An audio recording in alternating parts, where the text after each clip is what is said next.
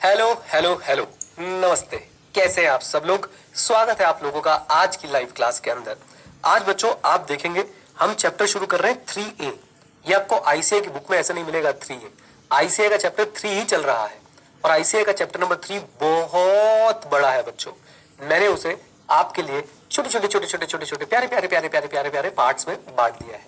जैसे कि पहला पार्ट बच्चों हमने कंप्लीट कर लिया कि ऑडिट रिस्क क्या होता है और साथ साथ में हमने ये भी देखा कि ऑडिट रिस्क को असेस कैसे किया जाता है। हमने ऐसे 315 भी उसमें जो रिलेवेंट पोर्शन था वो कवर कर लिया है। Is that clear to everyone? जल्दी बोलिए, कम ऑन। बहुत बढ़िया। अब बच्चों हम चैप्टर 3A पे आ गए हैं और चैप्टर 3A में हम इंटरनल कंट्रोल की डिटेल पढ़ेंगे। इंटरनल कंट्रोल की डिटेल्स बहुत ज्यादा इंपॉर्टेंट है बच्चों। जब से आईसी वाला टॉपिक इंस्टीट्यूट ने स्पेसिफिकली इंसर्ट किया अपने सिलेबस में, ओल्ड वाले सिलेबस में भी था, तब से आईसीआई बच्चों इस पार्ट में से एक आधा क्वेश्चन जरूर पूछता है और इसमें बहुत सारे क्वेश्चंस ऐसे हैं जो बच्चे जनरली छोड़ के चले जाते हैं। राइट, मैं पूरी कोशिश करूंगा कि हम कुछ ना छोड़े, अच्छे से पढ़ें, अच्छे से रिवाइज करें। टेक्निकल होगा थोड़ा सा, साथ में बने रहना। शॉर्ट नोट्स में बना के लाया हूं, पूरी पीडीएफ आपको मैंने दे दी है। बजट इस 3A चैप्टर का है 3 क्लास का, राइट। और इसमें बच्चों आप मान के चलो इस 9 पेज में से ही आपके 4 से 6 नंबर एग्जाम में पूछे जाएंगे। कहीं ना कहीं इसका क्वेश्चन जरूर अटकेगा, जरूर अटकेगा, जरूर अटकेगा। तो प्लीज बस पेशेंस दीजिएगा मुझे थोड़े से। आपको पता है मैं आपको एग्जांपल्स भी दूंगा, याद भी कराऊंगा और लास्ट में रिवीजन वीडियो भी दूंगा ताकि आपको किसी तरह की दिक्कत परेशानी ना हो। साथ रहेंगे? बोलिए, आ जाइए। सबसे पहली बात बच्चों, इंटरनल कंट्रोल के बारे में हमें क्या क्या पता है। इंटरनल कंट्रोल मैनेजमेंट की रिस्पॉन्सिबिलिटी है। मैनेजमेंट जब अपनी रिस्पॉन्सिबिलिटी को एक्नॉलेज करती है तो वो लिख के भी देती है कि DIMIC for PPFS so that financial statement can be prepared which are free from material misstatement, right, is our responsibility. याद है ये बात है? ऑडिटर इंटरनल कंट्रोल पे जनरली स्पीकिंग ओपिनियन नहीं देता है अनलेस रिक्वायर्ड बाय लॉ और regulation. Done. Auditor internal control की डेफिशिएंसीज क्या मैनेजमेंट को बता सकता है? हाँ बिल्कुल बता सकता है और सजेशंस भी दे सकता है। डन। और इंटरनल कंट्रोल को लेके ऑडिटर का क्या रोल रहता है बच्चों? याद रखिएगा कि इंटरनल कंट्रोल की अंडरस्टैंडिंग लेगा क्या auditor? Answer is yes.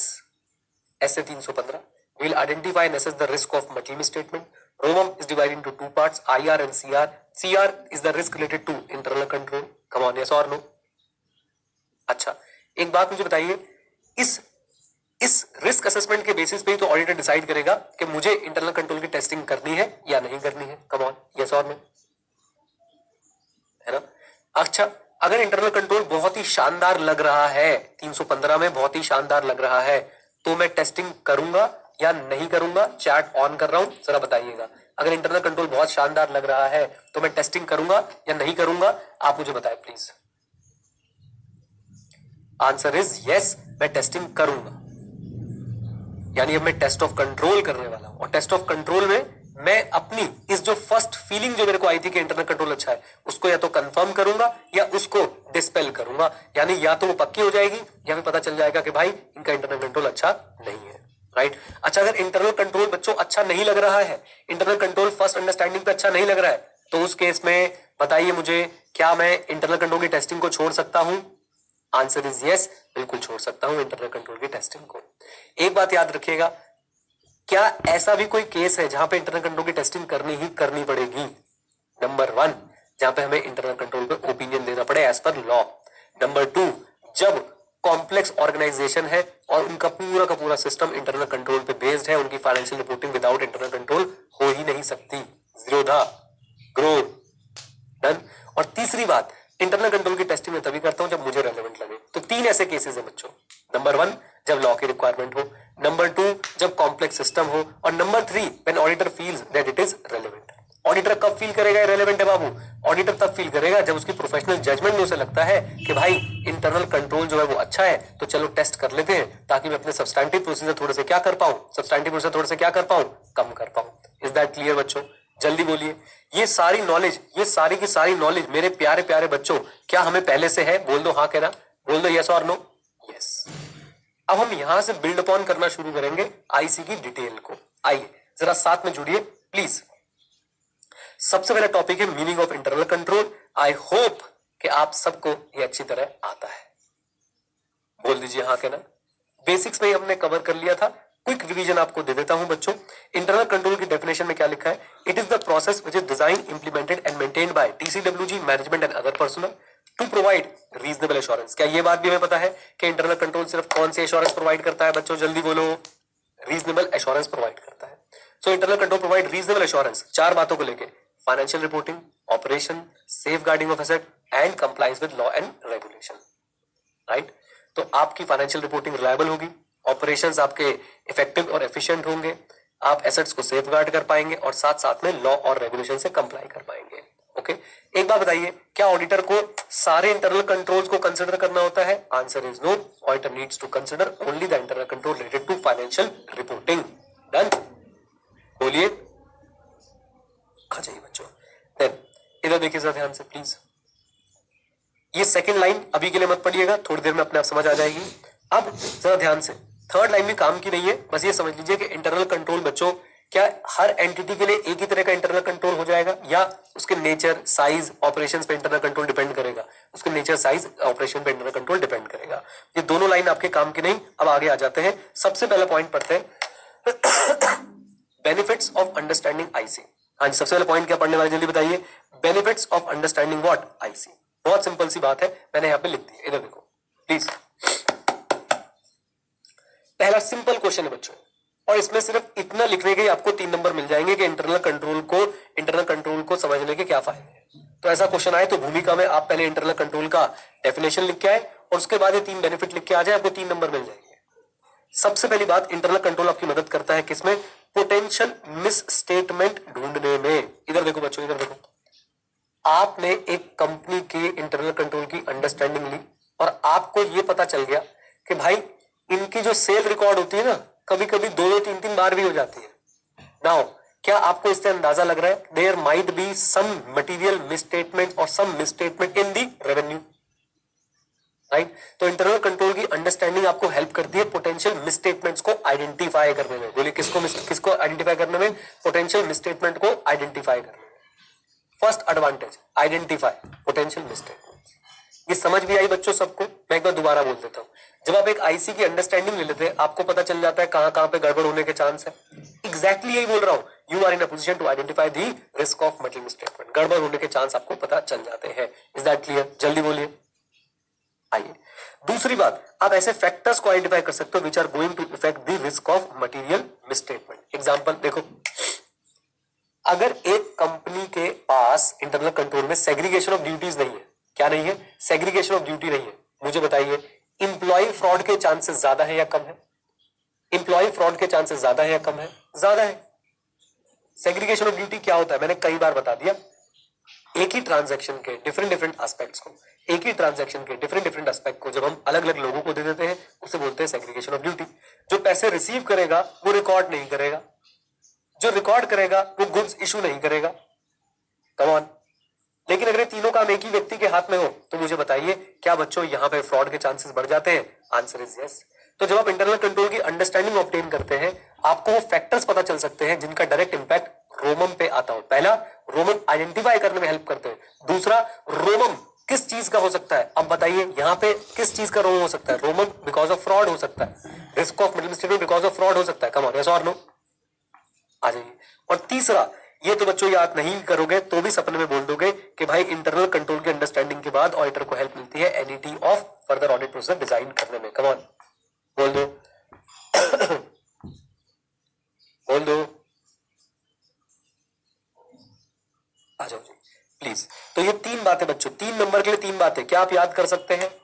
Identifying potential material misstatement, identifying factors affecting risk of material misstatement, और तीसरा, यत्र तत्र सर्वत्र भैया, designing NET of further audit procedure. Done?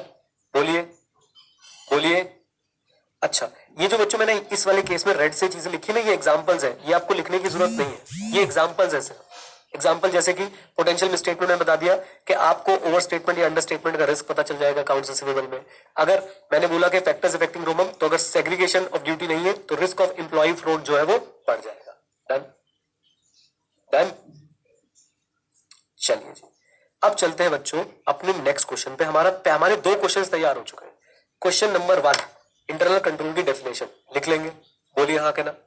Question number two, why auditor should obtain understanding of internal control और benefits of understanding the internal control. Benefits एक बार repeat कर दो, identifying potential material misstatement, identifying factors affecting risk of material misstatement, and last वाला कौन सा था, designing of NET of FAP. Done. आइए चलिए जी, आफ्ताब भाई देख लेना video. Inherent limitation of IC बच्चों, इसको बच्चों मैं क्या बताऊं, कम से कम नहीं तो जब से ऑडिट का सब्जेक्ट बना है 50 टाइम्स ये आपके एग्जाम में पूछा जा चुका होगा, 50 भी कमी बता। Inherent limitation of internal control, जैसे बच्चों हमने ऑडिट की इनहेरेंट लिमिटेशंस पढ़ी है, क्या वैसे ही ऑडिट की भी कुछ इनहेरेंट लिमिट, इंटरनल कंट्रोल की भी कुछ इनहेरेंट लिमिटेशन होती है क्या? Answer is yes. And we all know बच्चों, मुझे बताओ कि इंटरनल कंट्रोल कैसी एश्योरेंस देता है मैनेजमेंट को? रीजनेबल एश्योरेंस देता है, राइट? अच्छा एक बात आपको कनेक्ट करा दूं, यहां पे आपने आइला पढ़ी थी, इनहेरेंट लिमिटेशंस ऑफ ऑडिटिंग, और आइला में हम पढ़ते थे नेचर ऑफ फाइनेंशियल रिपोर्टिंग।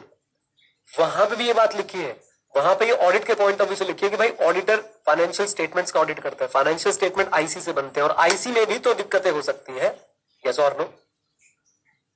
लेकिन आज हम क्या डिस्कस करने जा रहे हैं? आज हम डिस्कस करने जा रहे हैं कि भाई आईसी के अंदर क्या क्या दिक्कतें परेशानियां होती है। ओके, सुपर हॉट क्वेश्चन बच्चों, एग्जाम में आने के बहुत ज्यादा चांसेस, और प्लीज इसको छोड़ के मत जाइएगा, मैं आपको सारी चीजें याद करा दूंगा।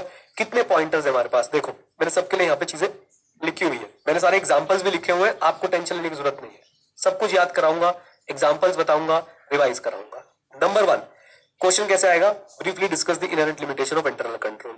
या तो ये, या फिर वही केस स्टडी फॉर्मेट कि भाई 5 लाइनें लिख दी और फिर सीए जितेंद्र कह रहा है कि इंटरनल कंट्रोल तो बिल्कुल एकदम रिस्क फ्री होता है, वो तो एब्सोल्यूट एश्योरेंस देता है। सीए जितेंद्र को समझाओ, तो सीए जितेंद्र को भी ये समझाएंगे, नहीं सीए जितेंद्र, इंटरनल कंट्रोल की अपनी क्या होती है बेटा, अपनी क्या होती है, कम ऑन टेल मी, जल्दी बोलिए, अपनी भी इनहेरेंट लिमिटेशंस होती है।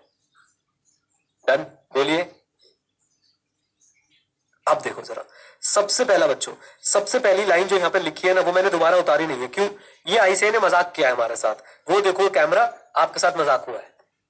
सर ऐसे कैसे मजाक किया है? वो यहाँ पे देखो मैंने लिखी हुई है कि internal control can provide only reasonable assurance. भाई ये हमें पता है, ये लिमिटेशन नहीं है, यही तो क्वेश्चन है, लेकिन आईसीआई ने उसे इनहेरेंट लिमिटेशन का फर्स्ट पॉइंट बना दिया है कि internal control can provide only what, जल्दी बोल दो, रीजनेबल एश्योरेंस, राइट? तो देखिए क्या लिखते हैं इसमें, इसमें कुछ खास नहीं है। इंटरनल कंट्रोल कितना भी इफेक्टिव बना लो, कितना भी, वो बनी वाला कौन सा डायलॉग था, कितना भी कर लो बनी, कुछ था ना वो कोई मूवी का डायलॉग बेटा, ये वैसा ही वाला है कि कितना भी इफेक्टिव इंटरनल कंट्रोल बना लो, इंटरनल कंट्रोल सिर्फ आपको क्या दे सकता है? Reasonable assurance about achieving the financial reporting objective, the likelihood of the achievement is affected by आइला। ओके कम ऑन, हाँ ऐसे ही कि कितना भी कर लो लाइफ में कुछ ना कुछ छूट ही जाता है, तो वैसे ही बेटा ये इंटरनल कंट्रोल कितना भी इफेक्टिव हो, लेकिन वो सिर्फ क्या दे सकता है? रीजनेबल एश्योरेंस दे सकता है। और ऐसा क्यों है? Because of inherent limitations of internal control. हाँ जी, ऐसा क्यों है? Because of, come on, because of inherent limitation of internal control. Easy, बोलिए। अच्छा अब पहला पॉइंट देखो, human judgement in decision making. Human judgement, पहली बच्चों दिक्कत क्या है? Human judgement in decision making. भाई इंसान गलतियों का पुतला, कर दिया रेवेन्यू को कैपिटल, कैपिटल को रेवेन्यू, हो गई गलती, कम ऑन, यस और नो? तो कुछ भी कर लो, कुछ भी कर लो, क्या ह्यूमन बीइंग्स इन्वॉल्व होते हैं किसी कंपनी की वर्किंग में? हाँ।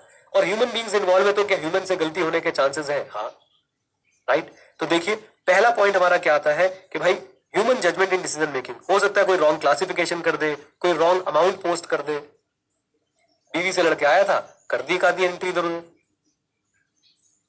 अरे मैं नहीं, मैं ऐसी मजाक कर रहा हूं, मतलब बता रहा हूं तुम्हें, हो सकता है ऐसा, ठीक है ना?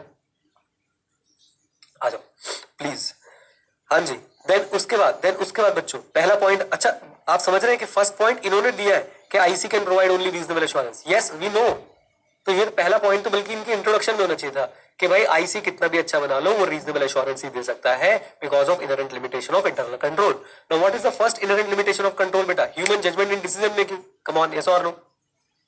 इंसान से गलती हो सकती है, बिल्कुल हो सकती है। आओ दूसरे पॉइंट पे चलते हैं।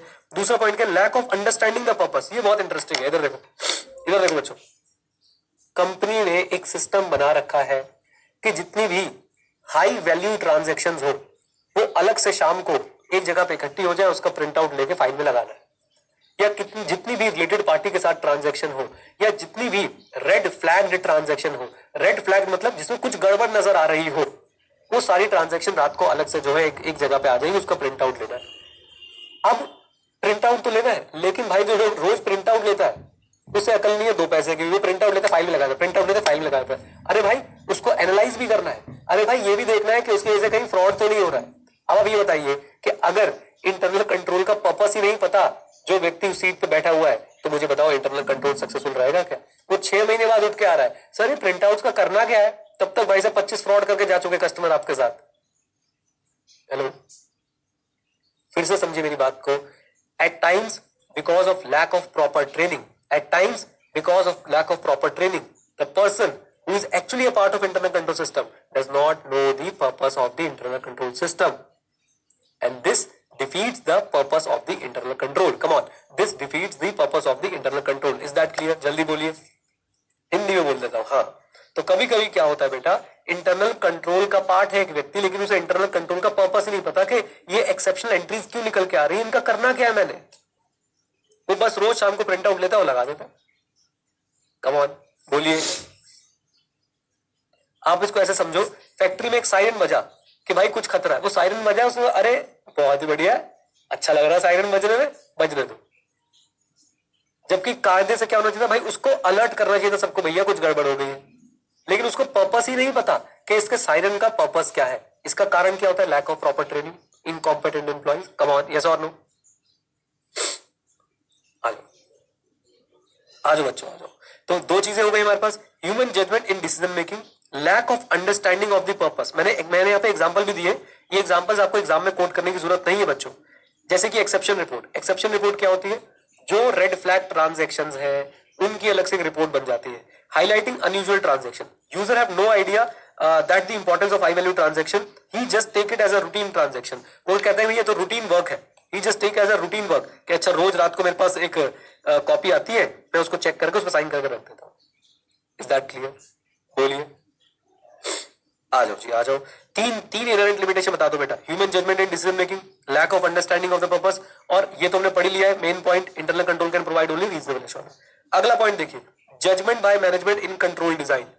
एक ये वर्ड लिखने से इस पॉइंट पे बहुत क्लैरिटी आ जाती है, लेकिन आईसीए ने वर्ड लिखा नहीं हुआ है, मैं आपको बताने की कोशिश करता हूं। इधर देखो, इंटरनल कंट्रोल कौन बनाता है बेटा? इंटरनल कंट्रोल कौन बनाता है बताओ जरा चैट में। मैनेजमेंट बनाती है। Very good, very good, very good. TCWG management other person.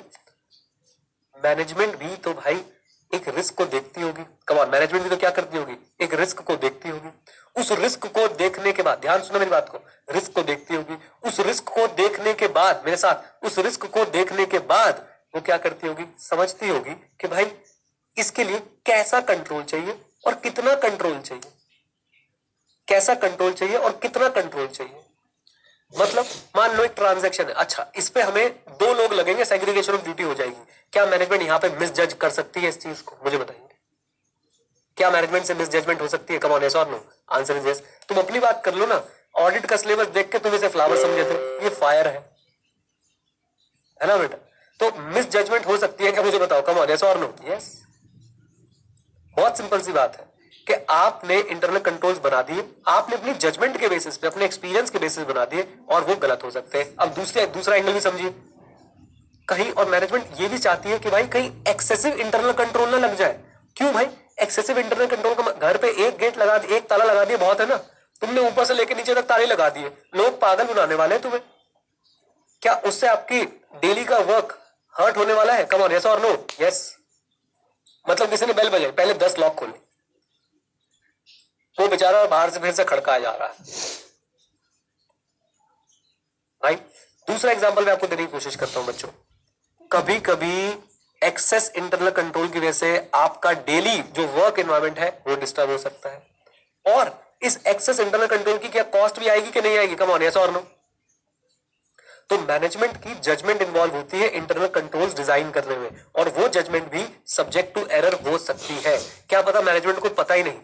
आप ऐसे समझो, मैं आपको एक सिंपल एग्जांपल देता हूं। आपके घर में 3 गेट है, 2 पे तो आपने ताला लगाया, 1 पे नहीं लगा पाया, आपको लगता था यहां से तो कभी कोई आएगा ही नहीं, और वहीं से चोर घुस गया। आपने वहां पे इंटरनल कंट्रोल नहीं लगाया था। क्यों नहीं लगाया था? क्योंकि आपकी जजमेंट थी। यहां से कौन आ रहा है? कम ऑन, यस और नो, बोलिए। ओके, तो ये है बच्चों आपकी judgement by management in control design. Okay, तो मैंने फिर एग्जांपल लिखा है, management decides what type of control and how much control is required. Cost of control is also an important factor and excess control can hinder the performance. In short, control design में किसकी judgement involve होती है? Management की। और क्या उसमें गलती हो सकती है बच्चों? जल्दी बोल दो, जल्दी बोल दो। यस, हो सकती है।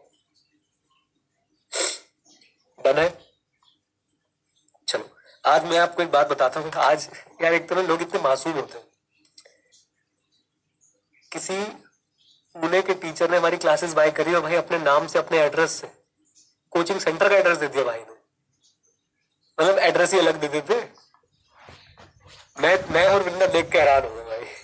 हम देख रहे हैं, हम उसको फोन करने वाले हैं कि भाई क्या हो गया, गलती से बाय हो गई, क्या करना चाह रहे थे। और मैं एक ये भी माइंड में बात रख रहा हूं कि भाई इट इज पॉसिबल किसी बच्चे ने शैतानी की होगी, लेकिन कोई बच्चा भाई ऐसे 7-8 हजार रुपए लगा के शैतानी नहीं करेगा ना, राइट। बट एनीवेज भाई मैं ये देखने की कोशिश कर रहा हूँ। हम लोग बच्चों क्या, मैं आपको बताऊं कैसे पता चला। हम ना सैम्पलिंग में बच्चों के एड्रेस वगैरह देखते रहते हैं कि कौन कहाँ से क्या ऑर्डर कर रहा है, क्या आ रहा है, क्या नहीं आ रहा है, कैसे कैसे क्या हो रहा है। वो भाई सैम्पलिंग में फंस गया, सैंपल में आ गया वो वाला ट्रांजेक्शन।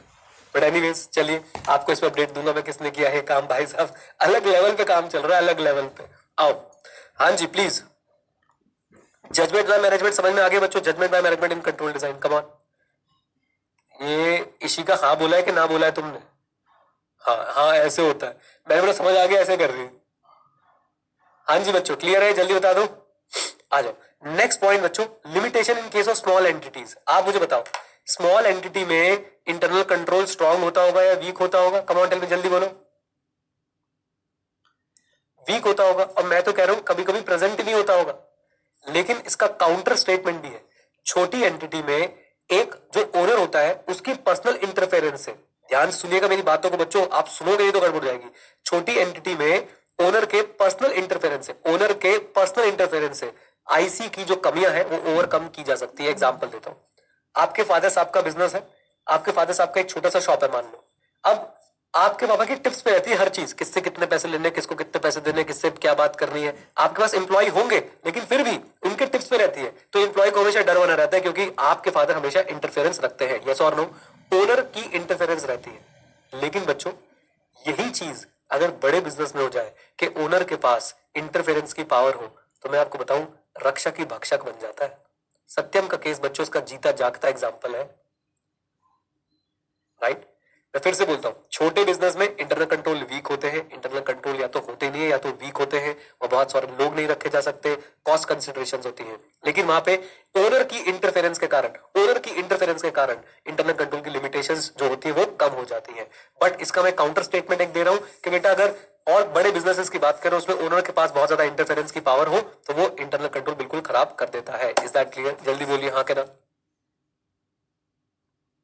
ओके, ये बच्चों अभी हमने टॉपिक कवर किया है, inherent limitations of internal control. शुरुआत कैसे करेंगे कि देखो जी इंटरनल कंट्रोल जो है वो कितना भी अच्छा बना लो, बनी जिंदगी में कुछ ना कुछ छूट ही जाता है। इंटरनल कंट्रोल कितना भी अच्छा बना लो, लेकिन देयर आर हाई चांसेस कि वो 100% एश्योरेंस यानी कि एब्सोल्यूट एश्योरेंस नहीं देगा, कुछ ना कुछ उसमें दिक्कत रह जाएगी। और फिर भी सिर्फ क्या देगा? Come on tell me everyone, जल्दी बोलो। रीजनेबल एश्योरेंस ही देगा। Is that clear? जल्दी बोलो, पक्का? अच्छा जी, दूसरी बात बच्चों, दूसरी बात हम लोग जो देखने जा रहे हैं, प्लीज फोकस कीजिएगा। फिर हमने इसकी इनहेरेंट लिमिटेशन पढ़नी शुरू करी। सबसे पहले गलतियां कौन करता है? इंसान, यानी कि ह्यूमन जजमेंट। बच्चों क्या कमांडल में जल्दी बताओ? Human judgement. डन। और इंसान गलतियां क्यों करता है बेटा? वो समझने में गलती कर देता है लोगों को, lack of understanding of the purpose. सबसे पहली गलती कौन करता है? इंसान। इंसान से कहां पे गलती हो जाती है? समझने में, राइट। और इंसान के बाद कौन गलतियां करता है? इंसान के बाद कौन गलतियां करता है बेटा? मैनेजमेंट। डन, बोल दो हाँ के ना। और छोटी एंटिटीज में तो भाई साहब इंटरनल कंट्रोल होता ही नहीं है। अब आप लोग ये देखेंगे आपके सामने ये सारी की सारी चीजें जो है यहाँ पे अच्छे से मैंने लिखी हुई है। आ जाओ एक बार क्विकली दिखा दूं। पहला पॉइंट हमारा क्लियर है, जल्दी बोल दो।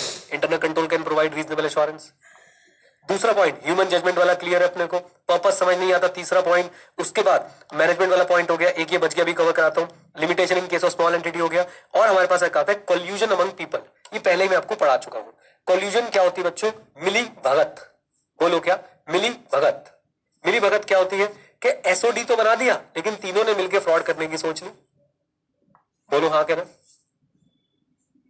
आपने सेग्रीगेशन ऑफ ड्यूटी तो कर दिया लेकिन भाई साहब वो सारे इंप्लॉइज कुंभ के मेले में बिछड़े हुए चचेरे ममेरे भाई निकले। सबके यहाँ पे सूरज वाला टैटू बना हुआ था, सबने एक दूसरे का सूरज का टैटू दिखाया, अरे तुम चलो मिलके क्या करते हैं बेटा? फ्रॉड करते हैं। बात समझ आती है बच्चों सबको? जल्दी बोलिए। कॉल्यूजन का मतलब समझ में आता है? ये कोलिजन नहीं है बेटा, कॉल्यूजन है, याद रखिएगा। Collusion among people. Additionally controls will be circumvented. ICA language से आ रहा है। सर्कमवेंटेड मतलब तोड़े जा सकते हैं, खराब किए जा सकते हैं, ओवर रूल किए जा सकते हैं। Controls can be circumvented by collusion of 2 और मोर पीपल और inappropriate management override of internal control. फिर आगे एग्जांपल दे रखा है कि मैनेजमेंट जो है साइड एग्रीमेंट कर सकती है कस्टमर के साथ। कैसे? इधर देखो इधर देखो इधर देखो। मैनेजमेंट जो है साइड एग्रीमेंट कर सकती है कस्टमर के साथ कि हम आपसे सामान खरीदेंगे और जो सामान आपसे खरीदेंगे उस पर 10% कमीशन हमारी। कम ऑन भाई, हम आपसे हाई रेट पे सामान खरीदेंगे, 10% कमीशन हमारे। प्राची कह रही है it means that SOD can lead to RMM. No बेटा नो, ये एसओडी की इनहेरेंट लिमिटेशन है। एसओडी तो बनाते इसलिए कि रोमम कम हो जाए, लेकिन अगर एसओडी सही से नहीं बनाई गई या फिर एसओडी में जो लोग हैं, ह्यूमन एरर, फिर से मानो जो लोग हैं वो आपस में मिल गए तो बेटा क्या हो सकता है? जल्दी बताइए। फ्रॉड हो सकता है। लीजिए सारे पॉइंटर्स कवर करते बच्चों। सबसे पहले बेसिक पॉइंट कि भाई रीजनेबल एश्योरेंस देता है। आई होप सबको क्लियर है। फिर गलतियां सबसे पहले किससे होती है? ह्यूमन से। किसमें होती है? समझने में। क्यों हो जाती है? क्योंकि आपस में कॉल्यूट कर लेते हैं। फिर गलतियां किससे होती है? मैनेजमेंट से। स्मॉल एंटिटी में तो भर भर के गलतियां होती है। कम ऑन, स्मॉल एंटिटी में तो भर भर के गलतियां होती है। रोशन कह रहा है सर एग्जांपल समझ नहीं आया, कस्टमर का बेनिफिट कैसे होगा? अरे भाई 5 लोगों ने टेंडर भरा था कि हम आपकी कंपनी को माल सप्लाई करना चाहते हैं। आपने एक्स का टेंडर जो है वो सिलेक्ट करने के लिए एक्स से पैसे ले लिए। एक्स को प्रॉफिट कैसे हो रहा है? भाई एक्स की सेल्स बढ़ रही है, एक्स का प्रॉफिट बढ़ेगा। और आपको प्रॉफिट कैसे हो रहा है? आप परचेज मैनेजर हो, आपने उससे कमीशन ले ली। हेलो, ठीक है जी। सर ओनर की इंटरवेंशन से लार्ज एंटिटी में आईसी खराब कैसे हो सकता है? सुनो भाई, ओनर की इंटरवेंशन से लार्ज एंटिटी में आईसी खराब ऐसे हो सकता है कि अगर ओनर ही ओनर चल रहा है तो भाई साहब वो आराम से फ्रॉड कर सकता है, जबकि पब्लिक का पैसा इन्वॉल्व है, बैंक से लोन ले रखे हैं और उसको लग रहा है कि भाई मुझे तो बस पैसे लेके भागना है या फिर मेरे पास पैसे बचे नहीं अभी पेमेंट के लिए, तो वो जो चाहेगा वो करेगा ऑर्गेनाइजेशन में और उससे जो है वो फ्रॉड कर सकता है। भारत पे एक बहुत अच्छा एग्जाम्पल है, हार्दिक ने बताया। Ashneel Grover kind of owner, share holder है। कम ऑन, यस और नो? लीजिए बच्चों, हाँ जी देखिए स्मॉल एंटिटी वाली पॉइंट पढ़ा देता हूं। Small entity often have fewer employees due to which SOD is not practicable. However, in small owner-managed entity, the owner-manager may be able to exercise more effective oversight than in large entity. The oversight may compensate for the generally more limited opportunities for segregation of duty. क्या छोटी organisation में SOD possible है? Effective SOD possible है? मुझे बताएं। Answer is no. और वहां पे बच्चों फिर क्या होता है? वहां पे फिर क्या होता है? जो उसका ओनर होता है वो पर्सनली इंटरवीन करके इंटरनल कंट्रोल की लिमिटेशंस को मिनिमाइज कर पाता है। एक बच्चा पूछ रहा है ओनर की पर्सनल इंटरवेंशन लिमिटेशन कैसे हुई? बेटा स्मॉल एंटिटी में वो लिमिटेशन नहीं है, स्मॉल एंटिटी में तो एडवांटेज है, लेकिन बड़ी एंटिटी में हो सकता है, दूसरी एंटिटीज में हो सकता है कि भाई साहब ये लिमिटेशन बन जाए। Is that clear? बोलो, वो इंटरनल कंट्रोल को ओवरराइड कर जाएगा। चलिए जी, I hope this is clear. जल्दी बताओ बच्चों, इनहेरेंट लिमिटेशन क्लियर है? हमारा आज का तीसरा क्वेश्चन भी तैयार हो गया है कि भाई लिमिटेशंस क्या है इंटरनल कंट्रोल की। ओके, सारे पॉइंट्स क्विकली। नंबर 1, पहला तो बच्चों भूमिका बनाने में लगा देंगे कि भाई इंटरनल कंट्रोल कितना भी अच्छा बना लो लेकिन सिर्फ क्या दे सकता है? रीजनेबल एश्योरेंस दे सकता है। फिर हम लोग बताएंगे सबसे पहले गलती कौन करता है? इंसान। किसमें? समझने में, ह्यूमन। उसके बाद अंडरस्टैंडिंग द पर्पस। फिर और कैसे गलती इंसान करता है? कॉल्यूजन करके। फिर गलती कौन करता है? मैनेजमेंट। याद हो रही है साथ साथ बातें? तो और गलती कौन करता है? मैनेजमेंट। फिर उसके बाद बात करते हैं किसकी? स्मॉल एंटिटीज की। बात खत्म हो गई। चलिए अब आते हैं बच्चों हम लोग एक बहुत ही सुपर डुपर हिट टॉपिक पे, बहुत ही सुपर डुपर हिट टॉपिक पे, और वो है what are the components of internal control. What are the components of internal control. ये है बच्चों आपके लिए एक शॉर्ट कोड, ये याद करने के लिए, और इसको बुलाएंगे क्राइम। बोले क्या बुलाएंगे? क्राइम। ये इतनी बार इस पे क्वेश्चन पूछे आईसीआर ने, इतनी बार इस पे क्वेश्चन पूछे, मतलब बच्चों को भाई हैरान कर दिया। और पता है मजे की बात, बच्चे इतने ढीठ है। ढीठ वर्ड सुना तुमने? ढीठ घर पे जरूर सुना होगा, लड़कों तुमने तो जरूर सुना होगा। लड़कियां होती बेटा फूल कुमारी, लड़के पैदा ही ढीठ होते हैं। किस किस लड़के ने वर्ड सुना बेटा ढीठ वाला? जरा बता रहा हूँ, रेज योर हैंड्स। कौन कौन डेली बेसिस पे सुनता है? अरे सर हमें गर्ल्स कह रही हमें सर, हमें तो पापा हमें आके प्यार करते हैं और इनको आगे ले फ्लाइंग चप्पल रिसीव। लड़कों के रिफ्लेक्सेस इतने अच्छे क्यों होते हैं बेटा? फ्लाइंग चप्पल रिसीव ऐसे एकदम तुरंत बच जाते। एनीवे चलिए, 5 कंपोनेंट्स होते हैं बच्चों किसी भी कंपनी के आईसी के, और इसको आप ऐसे भी समझे। इधर देखो इधर देखो इधर देखो प्लीज, इधर देखो प्लीज। ऑडिटर को आईसी की अंडरस्टैंडिंग लेनी थी, याद है आपको? अब आईसी की अंडरस्टैंडिंग ऑडिटर कब अच्छे से ले पाएगा? जब वो इन 5 कंपोनेंट्स को समझ जाएगा। तो जब भी आप किसी कंपनी का ऑडिट करने जाए, आपको आईसी की अंडरस्टैंडिंग लेनी है, और आईसी का अंडरस्टैंडिंग लेने के लिए ये 5 कंपोनेंट समझने बहुत ज्यादा जरूरी है। हेलो, इनको बच्चों डिटेल में भी पढ़ना पड़ेगा, एक एक को बहुत डिटेल में पढ़ना पड़ेगा, क्योंकि आईसीआई सिर्फ ये क्वेश्चन नहीं पूछता है कि what are the 5 components of internal control. ऐसा पता है इसे कब करता था? जब ओल्ड से भी ओल्ड वाला सिलेबस था, हनीमून पीरियड था बेटा उस समय इंटरनल कंट्रोल के टॉपिक्स का। ऐसे छोटे छोटे टॉपिक आते थे, इंटरनल कंट्रोल का मीनिंग बता दो, उसकी इनहेरेंट लिमिटेशन बता दो, और भावुक हो गए तो 5 कंपोनेंट बता दो। अब आईसीआई क्या पूछता है? कहता है वो जो 5 कंपोनेंट है ना, उसमें से एक समझा दे कंट्रोल एनवायरनमेंट वाला, और बच्चा यहीं कहीं बेहोश मिलता है आपको। बच्चों मैं कैसे समझाऊं? आलस बच्चों, आलस आलस है सिर्फ। और आपको पता है आलस क्यों है? मैं आपका आलस समझता हूं कभी कभी। आपको लगता है यार कितना पढ़ेंगे यार, क्या क्या याद करेंगे यार, और उसका सॉल्यूशन बच्चों मैं आपको बार बार देने की कोशिश करता हूं कि आप पढ़ लो सारा, रिवाइज मैं आपको शॉर्ट में करा के दे रहा हूं, आप उससे अपनी गेम बना लोगे, पक्की बात है। हेलो, तो सबसे पहले 5 कंपोनेंट्स के नाम याद करते हैं बच्चों। पहला कंपोनेंट है कंट्रोल एनवायरनमेंट। अभी मैं बिल्कुल भी नहीं समझा रहा हूं क्योंकि मुझे हर टॉपिक डिटेल में भी पिक करना है। दूसरा हमारे पास है एंटिटीज रैप, एंटिटीज रैप। तीसरा है इंफॉर्मेशन सिस्टम। चौथा है कंट्रोल एक्टिविटी, और उसके बाद आता है बच्चों हमारे पास मॉनिटरिंग ऑफ कंट्रोल।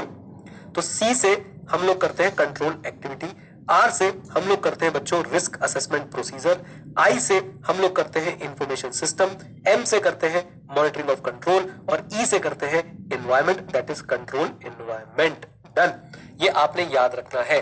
क्राइम, और इस पे हम बहुत डिटेल में जाएंगे। मैं आप ये समझ लो कि 1.5 क्लास एक्स्ट्रा लगा रहा हूं सिर्फ इन टॉपिक्स की वजह से। नहीं तो सबसे आसान मेरे लिए क्या होता बेटा, ये वाले 4-5 टॉपिक ना घर से कर लेना, आई से कोई पूछता नहीं है। झूठ बोल देता मैं आप लोगों से, और आपके साथ पहले ऐसा हो चुका है अगर आप कहीं क्लासेस ले चुके हैं। अभी आप जब पढ़ेंगे you will feel the difference कि भाई वहां पे टॉपिक्स पढ़ाए नहीं गए थे, और मैं आपको दिखाऊंगा कितनी बार जो क्वेश्चन आए हुए हैं आपके एग्जाम में। आइए साथ में जल्दी बोलिए। 5 कंपोनेंट, कम ऑन, 5 कंपोनेंट बच्चों, 5 कंपोनेंट मेरे साथ साथ। नंबर पहले तो क्राइम, शॉर्ट कोड क्राइम याद कर लो। सी से कंट्रोल एक्टिविटीज, आर से रैप, आई से इंफॉर्मेशन सिस्टम, एम से बेटा क्या है मॉनिटरिंग, और ई से क्या है एनवायरमेंट, बोले तो कंट्रोल एनवायरमेंट। डन, बोलिए। तो इंटरनल कंट्रोल को अंडरस्टैंड ना करना एक क्राइम है, क्राइम, समझे? How many components? 5 components. Why 5 components are there? So that auditor can obtain a better understanding of the internal control. Done? बोलिए। देखिए स्टेटमेंट क्या लिखी है, ये याद नहीं करनी, सिर्फ सुनिए। Division of IC into the following 5 component provides a useful framework for auditor to consider how different aspect of entities internal control may affect the audit. तो ऑडिटर के लिए ये बहुत यूजफुल फ्रेमवर्क बन जाता है। ऑडिटर इन 5 को अलग अलग से टेस्ट करता है, अलग अलग से अंडरस्टैंड करता है, और समझ लेता है कि आईसी इफेक्टिव है या नहीं है। Is that clear? बोलिए। आज आप समझ पा रहे बच्चों? हम लोग ध्यान से इधर देखो, नितिन चुप रहो, खैर चुप रहो, अभी बताऊंगा क्या कह रहा है। आप बच्चों ये समझो कि हम पढ़ के रहे 315 understanding the entity, its environment and internal control. याद है आपको? याद है आपको? आज बच्चों में इंटरनल कंट्रोल की डिटेल्ड अंडरस्टैंडिंग की बात कर रहे हैं। And in order to understand the internal control you need to divide it into how many components? Come on tell me. 5 components. Done, आ जाओ। पहला कंपोनेंट बच्चों कंट्रोल एनवायरनमेंट। मैंने आपके सामने क्वेश्चन भी लिख दिया है। ऐसा क्वेश्चन आईसीआई पूछता है, और मैं सच बता रहा हूं बच्चे ऐसे क्वेश्चन को देख के पता क्या बोलते? बीप, ये कहा था, आउट ऑफ सिलेबस दे दिया, बड़ा टफ पेपर आ गया। आओ पढ़ते हैं। The auditor of XYZ limited engaged in FMCG FMCG क्या होता है बेटा? एक इंडस्ट्री होती है फास्ट मूविंग कंज्यूमेबल गुड्स, जैसे कि आईटीसी, नेस्ले, डाबर, ये सब एफएमसीजी इंडस्ट्री के पार्टिसिपेंट्स हैं। The auditor of XYZ limited engage in FMCG obtains an understanding of the control environment. As part of obtaining this understanding, the auditor evaluates whether management has created and maintained a culture of honesty and ethical behavior, and the strength in control environment elements collectively provide an appropriate foundation for other component of internal control. Sir में तो कुछ भी समझ नहीं आ रहा है क्या लिख रहे हैं? Advise what is included in control environment, also explain the elements of control environment. देखो बच्चे देखो ध्यान से, everyone focus, हर बच्चा यहाँ फोकस करेगा। इन्होंने टॉपिक में से उठा के 2 लाइनें लिखी है और बोला एक्सप्लेन कर दो। और ऐसे क्वेश्चंस पूछने के लिए आईसीएफ फेमस है। आसान है, थोड़ा सा टेक्निकल है, टाइम देना पड़ेगा। ओके, एक बात। दूसरी बात बच्चों, यहां पे गोला बना लो। गोला किस चीज का गोला भाई? गोला इस चीज का गोला कि आपसे पूछ रहे एलिमेंट्स ऑफ कंट्रोल एनवायरनमेंट। बोलिए क्या पूछ रहे हैं आपसे? एलिमेंट्स ऑफ कंट्रोल एनवायरनमेंट पूछ रहे हैं, एलिमेंट्स ऑफ इंटरनल कंट्रोल नहीं पूछ रहे। यानी ये दोनों अलग है बच्चों, कंट्रोल एनवायरनमेंट के अलग से है। पहले बताओ बात समझ आई? बच्चा मिसरीड कर जाता है क्वेश्चन को। अरे एलिमेंट्स पूछे तो मैं लिख के आया हूं पांचों के पांचों क्राइम। अरे तुम क्राइम लिखती नहीं है, क्राइम करके आ गया पापी। पहले बताओ क्लैरिटी आई जो मैंने बोला? कम ऑन जल्दी बोलो। आप अगर मुझसे पूछे सर ये क्वेश्चन टफ है या इजी है, ये सुपर इजी क्वेश्चन है बच्चों, बस उनके लिए जो पढ़ के गए। जो पढ़ के नहीं गए भाई उनके लिए टफ क्वेश्चन है, क्योंकि इसमें गप्पे नहीं चल सकते हैं। Is that clear? बोलो हाँ के ना। आओ अब जरा पढ़ना शुरू करते हैं। तुम्हारे भाई ने तुम्हें पढ़ाने के लिए बना लिए इसके शॉर्ट नोट्स कि कहीं से कहीं कोई दिक्कत ना हो।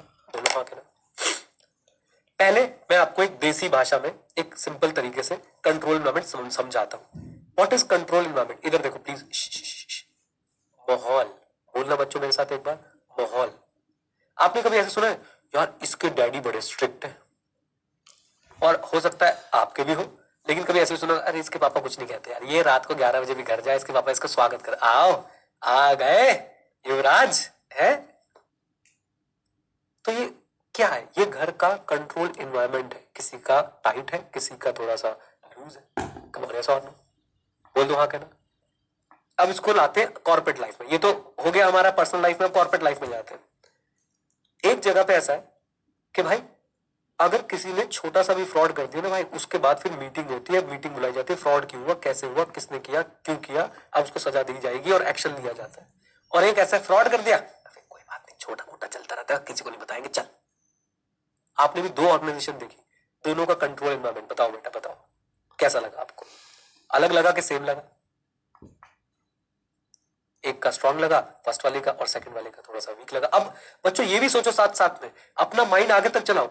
क्या इस कंट्रोल एनवायरनमेंट का इंपैक्ट रोमन के ऊपर आने वाला है? बताइए, क्या इस कंट्रोल एनवायरनमेंट का इंपैक्ट रोमन के ऊपर आने वाला है? Come on guys, yes. जहां पे बच्चों स्ट्रिक्टनेस ज्यादा है, जहां पे टीसीडब्ल्यूजी इन्वॉल्व है भाई साहब इन सब चीजों के अंदर, कि भाई साहब कुछ गड़बड़ नहीं होनी चाहिए, हम लोग ध्यान रख रहे हैं, हम लोग ओवरसाइट रखते हैं, बताइए वहां पे रोमन कैसा होने वाला है? कम होने वाला है ना। और मैं आपको एक बात और बता दूं बच्चों, पहले समझ लो, पहले मेरी बातों को सुन लो। जहां पे कंट्रोल एनवायरनमेंट स्ट्रांग होगा, वहां पे इंटरनल कंट्रोल के बाकी कंपोनेंट्स भी अच्छे से काम कर रहे होंगे या बेकार होंगे? आप बताओ। जहां पे कंट्रोल एनवायरनमेंट स्ट्रांग होगा, वहां पे इंटरनल कंट्रोल के बाकी एनवायरनमेंट भी अच्छे होने के चांसेस है, बेकार होने के चांसेस है? अच्छे होने के चांसेस है। कंट्रोल एनवायरनमेंट को आप ऐसे समझ सकते हो कि कल्चर, जैसे आपके मम्मी पापा ने आपको डांट डांट के सिखाया, कोई भी बड़ा देखे पहले पहले पैर में पड़ जाया कर। लड़कों की बात बता रहा हूं, फिर से यहाँ पे भी लड़के बेटा, लड़के क्या गेहूं है और जिंदगी क्या है? चक्की है। पीसिंग एंड पीसिंग एंड पीसिंग एंड पीसिंग। और लड़कों की हैबिट ऐसी होती है, आप देख लो लड़कों को, कोई बड़ा घर का दिख जाए, पूरा एकदम एकदम मस्त वाला, एकदम भाई साहब पैर वैर छूने के लिए झुक जाएंगे, नमस्ते कर लेंगे। और अगर बाई चांस कोई लड़की ऐसे कर ले, घर वाले नहीं लड़के पैर छूते, लड़के पैर छूते, बोलो हाँ कहना। एनीवेज, घर का कल्चर बच्चों, घर का कल्चर। तो ये ऑर्गेनाइजेशन के कल्चर की बात कर रहा हूं मैं। किसकी कल्चर की बात कर रहा हूं मैं? ऑर्गेनाइजेशन के कल्चर की बात कर रहा हूं मैं, राइट। कुछ बेस बना। कंट्रोल एनवायरनमेंट क्या होता है बेटा? Awareness, action, attitude, awareness, action, attitude management का towards financial reporting issues, towards accounting, towards financial transaction, right. और अगर ये वीक होगा तो रोमम ज्यादा होगा, और इसका डायरेक्ट इंपैक्ट सारे के सारे कंट्रोल के कंपोनेंट्स पे आने वाला है। क्या? कम ऑन, यस और नो, जल्दी बोल दो, है ना? आ जाइए। अब बच्चों इस अंडरस्टैंडिंग के साथ आगे बढ़ेंगे तो ही हम लोग पढ़ पाएंगे। तो सबसे पहले ऑडिटर क्या करता है, कंट्रोल एनवायरनमेंट को देख के ऑडिटर क्या करता है, ऑडिटर उसकी अंडरस्टैंडिंग लेता है और देखता है क्या management culture of honesty and ethical behaviour बना पाई है। सबसे पहली लाइन कंट्रोल एनवायरनमेंट में क्या लिखोगे, देखो यहां पे बच्चों जो वर्ड्स लिखे हैं ना ये अधूरे हैं, इनको पूरा आपने करना है। Auditor will obtain understanding of the control environment of an entity and he will evaluate that whether the management is able to create a culture of honesty and ethical behavior। अब और आपको क्लैरिटी आएगी control environment पे क्या है। Management ethical behaviour लोगों को सिखा पाई है, मैनेजमेंट ऑनेस्टी लोगों को सिखा पाई है या नहीं, राइट। अच्छा जी, उसके बाद कंट्रोल एनवायरनमेंट, सीई बोले तो control environment provides a strong foundation for other components of IC. ये तो हो गया इंट्रोडक्शन। बताइए इंट्रोडक्शन समझ आता है आपको, जल्दी बोलिए। ऑडिटर क्या करेगा, कंट्रोल एनवायरनमेंट की अंडरस्टैंडिंग लेगा, वो ये देखेगा कि मैनेजमेंट क्या culture of honesty, culture of ethical behaviour बना पाई है नहीं बना पाई है, और अगर कंट्रोल एनवायरनमेंट अच्छा है तो क्या बाकी कंपोनेंट्स को एक स्ट्रॉन्ग फाउंडेशन मिलेगी। कम ऑन, यस और नो, जल्दी बोलो। यस, फिर से बोल रहा हूं बच्चों, पेशेंस। टॉपिक बड़ा हो सकता है, टेक्निकल हो सकता है, लेकिन इंसान से ज्यादा पेशेंस रखने वाला कोई है नहीं भाई सब, कोई भी प्रजाति है नहीं इंसान से ज्यादा पेशेंस रखने वाला। हम पेशेंस रखेंगे, पूरा टॉपिक कवर करेंगे, लास्ट में पैकअप कर देंगे। Now what is included in C, what is included in C, C क्या है बेटा आपका कंट्रोल एनवायरनमेंट। तो देखिए जरा ध्यान से, गवर्नेंस और मैनेजमेंट फंक्शन, इसको आप ऐसे समझिए कि कंट्रोल एनवायरनमेंट का फोकस होता है फेयरनेस पे, ट्रांसपेरेंसी पे, अकाउंटेबिलिटी पे। गवर्नेंस जहां भी वर्ड सुन लो ये तीन वर्ड बोल दिया करो मेरे साथ साथ जूही जी सुनो, फेयरनेस, ट्रांसपेरेंसी, अकाउंटेबिलिटी। फिर से बोलो बेटा एक बार, फेयरनेस, ट्रांसपेरेंसी, अकाउंटेबिलिटी। डन। तो क्या क्या चीजें इसके अंदर इंक्लूड होती है, एक तो गवर्नेंस इंक्लूड होती है, और साथ में बच्चों ये तीन word a attitude awareness and action of TCWG and management, attitude awareness and action of TCWG and management. Is that clear? बोलिए, शुरू से शुरू करते पूरा धीरे धीरे। हाँ जी, कंट्रोल एनवायरनमेंट के ऑडिटर क्या करता है, अंडरस्टैंडिंग ऑब्टेन करता है, ये चेक करता है कि मैनेजमेंट ऑनेस्टी का कल्चर, एथिकल बिहेवियर का कल्चर डेवलप कर पाई है या नहीं कर पाई है। कंट्रोल एनवायरनमेंट अच्छा होगा तो सारे के सारे कंट्रोल के जो कंपोनेंट्स है उनकी फाउंडेशन स्ट्रांग होने वाली है। कंट्रोल एनवायरनमेंट में क्या क्या आता है, गवर्नेंस आती है।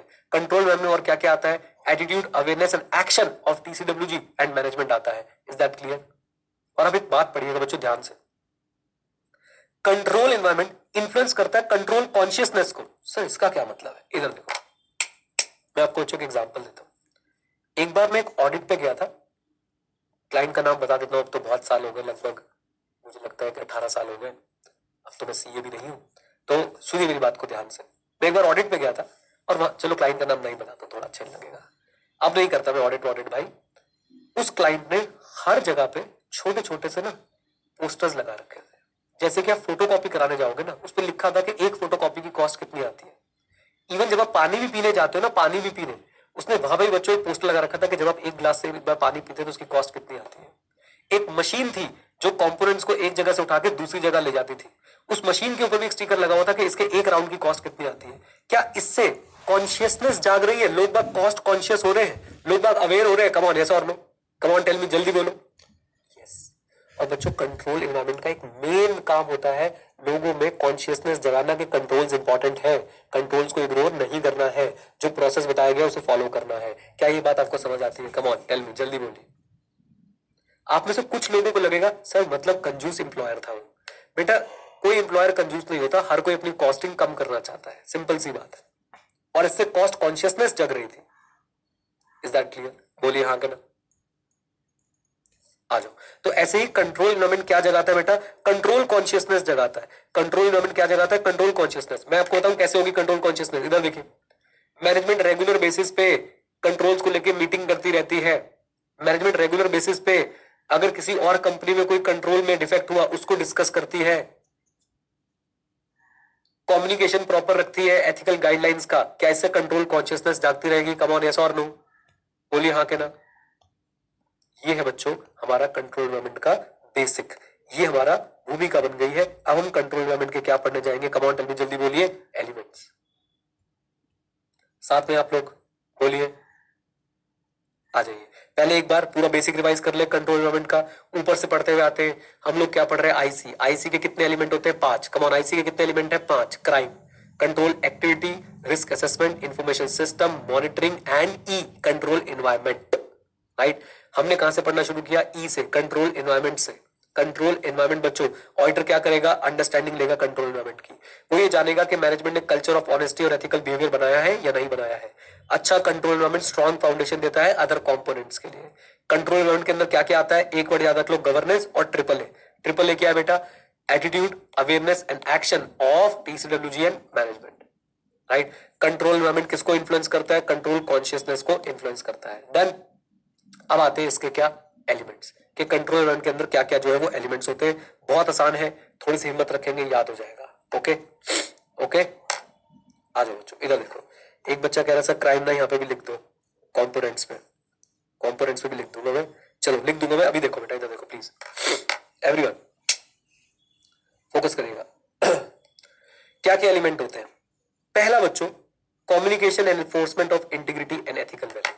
मैं आपको समझता हूं आपके मन में क्या चल रहा होगा। आपके मन में हमेशा एक सवाल चलता है, सर कितना पढ़े जरा ऑडिट में, कितना पढ़े हम लोग? मैं कह रहा हूं जितना मैं कह रहा हूं उतना तो पढ़ लो भाई। आपको मैं इसके अंदर की डिटेल याद नहीं करा रहा, बस सिर्फ हेडिंग्स याद करेंगे। पहला हमारे पास क्या है? Communication and enforcement of integrity and ethical values. अब ये देखिए कि जो कंपनी बार बार इंटीग्रिटी और एथिकल वैल्यूज के बारे में कम्युनिकेशन करती रहती है और उन्हें एनफोर्स भी कराती है। एनफोर्स कराने का मतलब क्या है? अप्लाई भी करवाती है, इंप्लीमेंट भी करवाती है। वहां पे कंट्रोल एनवायरनमेंट कैसा होगा? कम ऑन टेल मी, जल्दी बोलिए। अच्छा होगा, है ना? आ जाइए। दूसरा, कमिटमेंट टू कॉम्पिटेंस। ये कमिटमेंट टू कॉम्पिटेंस का क्या डिस्कशन क्या है? मैं आपको सब पढ़ाऊंगा, इधर देखिए भाई। मैनेजमेंट कहती है कि भाई जो भी व्यक्ति अपनी पोजीशन बैठा है, he should be competent. He should be what? Come on tell me, competent. उसका काम में उसकी एक्सपर्टीज होनी चाहिए। तो बताइए कंट्रोल एनवायरनमेंट कैसा बन रहा है? अच्छा बन रहा है। काम में एक्सपर्टीज नहीं होगी तो पता क्या हो सकता है? मैं आपको बताऊं एक प्रॉब्लम, याद करो। इंटरनल कंट्रोल का पर्पस ही नहीं पता। इंटरनल कंट्रोल का पर्पस ही नहीं पता। क्या ये प्रॉब्लम थी एक इंटरनल कंट्रोल की? कम ऑन, यस और नो, है ना? याद करो, गलती किससे होती है? ह्यूमन से होती है। याद आ रही है बातें बेटा? ये गलती किससे होती है? ह्यूमन बीइंग से होती है। क्यों, कब, किस चीज में होती है? अंडरस्टैंडिंग को लेके होती है। आ जाइए मेरे साथ। तो अब हम चलते हैं नेक्स्ट पे। हमारे पास हो गया communication of and enforcement of integrity and ethical value, commitment to competence and participation by those charged with governance. आप बताएं, दोस्त चार्ज विद गवर्नेंस का पार्टिसिपेशन अगर किसी ऑर्गेनाइजेशन में होगा, उसका कंट्रोल एनवायरनमेंट कैसे होगा? उसका कंट्रोल एनवायरनमेंट कैसे होगा? इसके अंदर का मटेरियल भी पढ़ाऊंगा, पहले बेसिक आइडिया दे दूं। स्ट्रांग होगा। और जहां पे दोस्त चार्ज विद गवर्नेंस सिर्फ एक ही काम करते हैं, भैया पब चलो, पार्टी करेंगे, कैलेंडर बना लो, शिप खरीद लो, गाड़ियां खरीद लो, ठीक है, कोई अवार्ड वार्ड ऑर्गेनाइज कर लो, क्रिकेट टीम खरीद लो, F1 रेसिंग की टीम खरीद लो। समझ गए? आ जाओ। Then management philosophy and operating style. Management philosophy and operating style, यहां पे बच्चों सुनिए मेरी बात को। मैनेजमेंट कुछ ज्यादा ही रिस्क ले लेती है। मैनेजमेंट कुछ ज्यादा ही रिस्क ले लेती है। जो भी हॉट एरिया दिखता है तुरंत वहां पे एंट्री कर लेती है। मैं आपको दिखाता हूं बच्चों इसके एग्जांपल।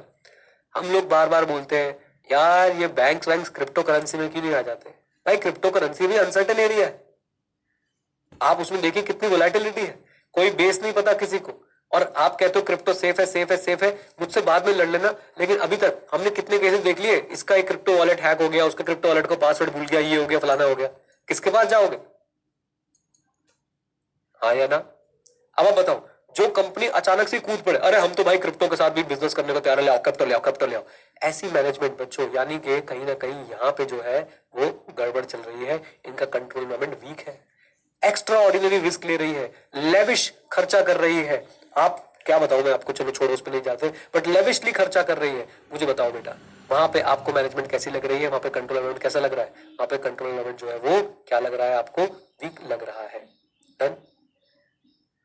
एक बंदा है, वो कह रहा है कि भाई साहब उसने क्रिप्टो से जो है लाखों रुपए कमाए हैं। पता है कैसे? पापा ने करोड़ों दिए थे, उसने लाखों कर दिए।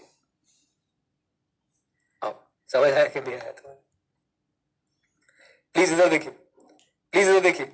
ऑर्गेनाइजेशनल स्ट्रक्चर बच्चों, ऑर्गेनाइजेशनल स्ट्रक्चर, जब भी ऑर्गेनाइजेशनल स्ट्रक्चर आपके दिमाग में आए यही सोचे, क्या प्रॉपर रिस्पॉन्सिबिलिटी अकाउंटेबिलिटी रिलेशनशिप है कि नहीं है? क्या प्रॉपर डेलीगेशन ऑफ अथॉरिटी होती है नहीं होती? Authority, responsibility, accountability. जहां पे अकाउंटेबिलिटी, रिस्पॉन्सिबिलिटी, अथॉरिटी प्रॉपर नहीं है, कंट्रोल एनवायरमेंट वीक है। जब कंट्रोल एनवायरमेंट वीक है तो भाई साहब सारे कंपोनेंट्स वीक होंगे, आईसी वीक होगा, रोमम जो है वो ज्यादा होगा। सारी स्टोरी समझ पा रहे हो? अगला पॉइंट बच्चों, अगला point, assignment of authority and responsibility, वो इसी से रिलेटेड है, don't worry at all. And last में human resource policies and practice, मतलब कैसे हायर करते हो? रेफरेंस से हायर करते हैं बाबू, रेफरेंस से हायर करते हैं, रेफरेंस से। बस गुप्ता जी ने भेजा, लड़के को रखना ही रखना है, चाहे कुछ भी हो जाए। या फिर प्रॉपर इंटरव्यू होता है, एक भाई साहब प्रॉपर प्रोसेस से होके गुजरना पड़ता है। नेटफ्लिक्स पे आई है ना हर चीज, देखिए तुमने? जब रेफरेंस से हायर किया जाता है तो ऐसी पिक्चर बनती है बेटा, देख भी मत लेना। मैं जब रात को नींद नहीं आती, रोज रात को से 10 मिनट देख रहा हूं मैं, क्या बढ़िया नींद आती है उसके बाद, गजब। नहीं समझे आप लोग? अगर आपकी हायरिंग प्रैक्टिस ऐसी है कि आप सिर्फ रेफरेंस से काम चला लेते हो, जान पहचान से काम चला लेते हो, तो बेटा वहां पे जो है क्या होगा, वहां पे जो है आपके पास कॉम्पिटेंट लोग नहीं होंगे एंड अल्टीमेटली इंटरनल कंट्रोल आपका वीक हो जाएगा। ओके, बोलिए।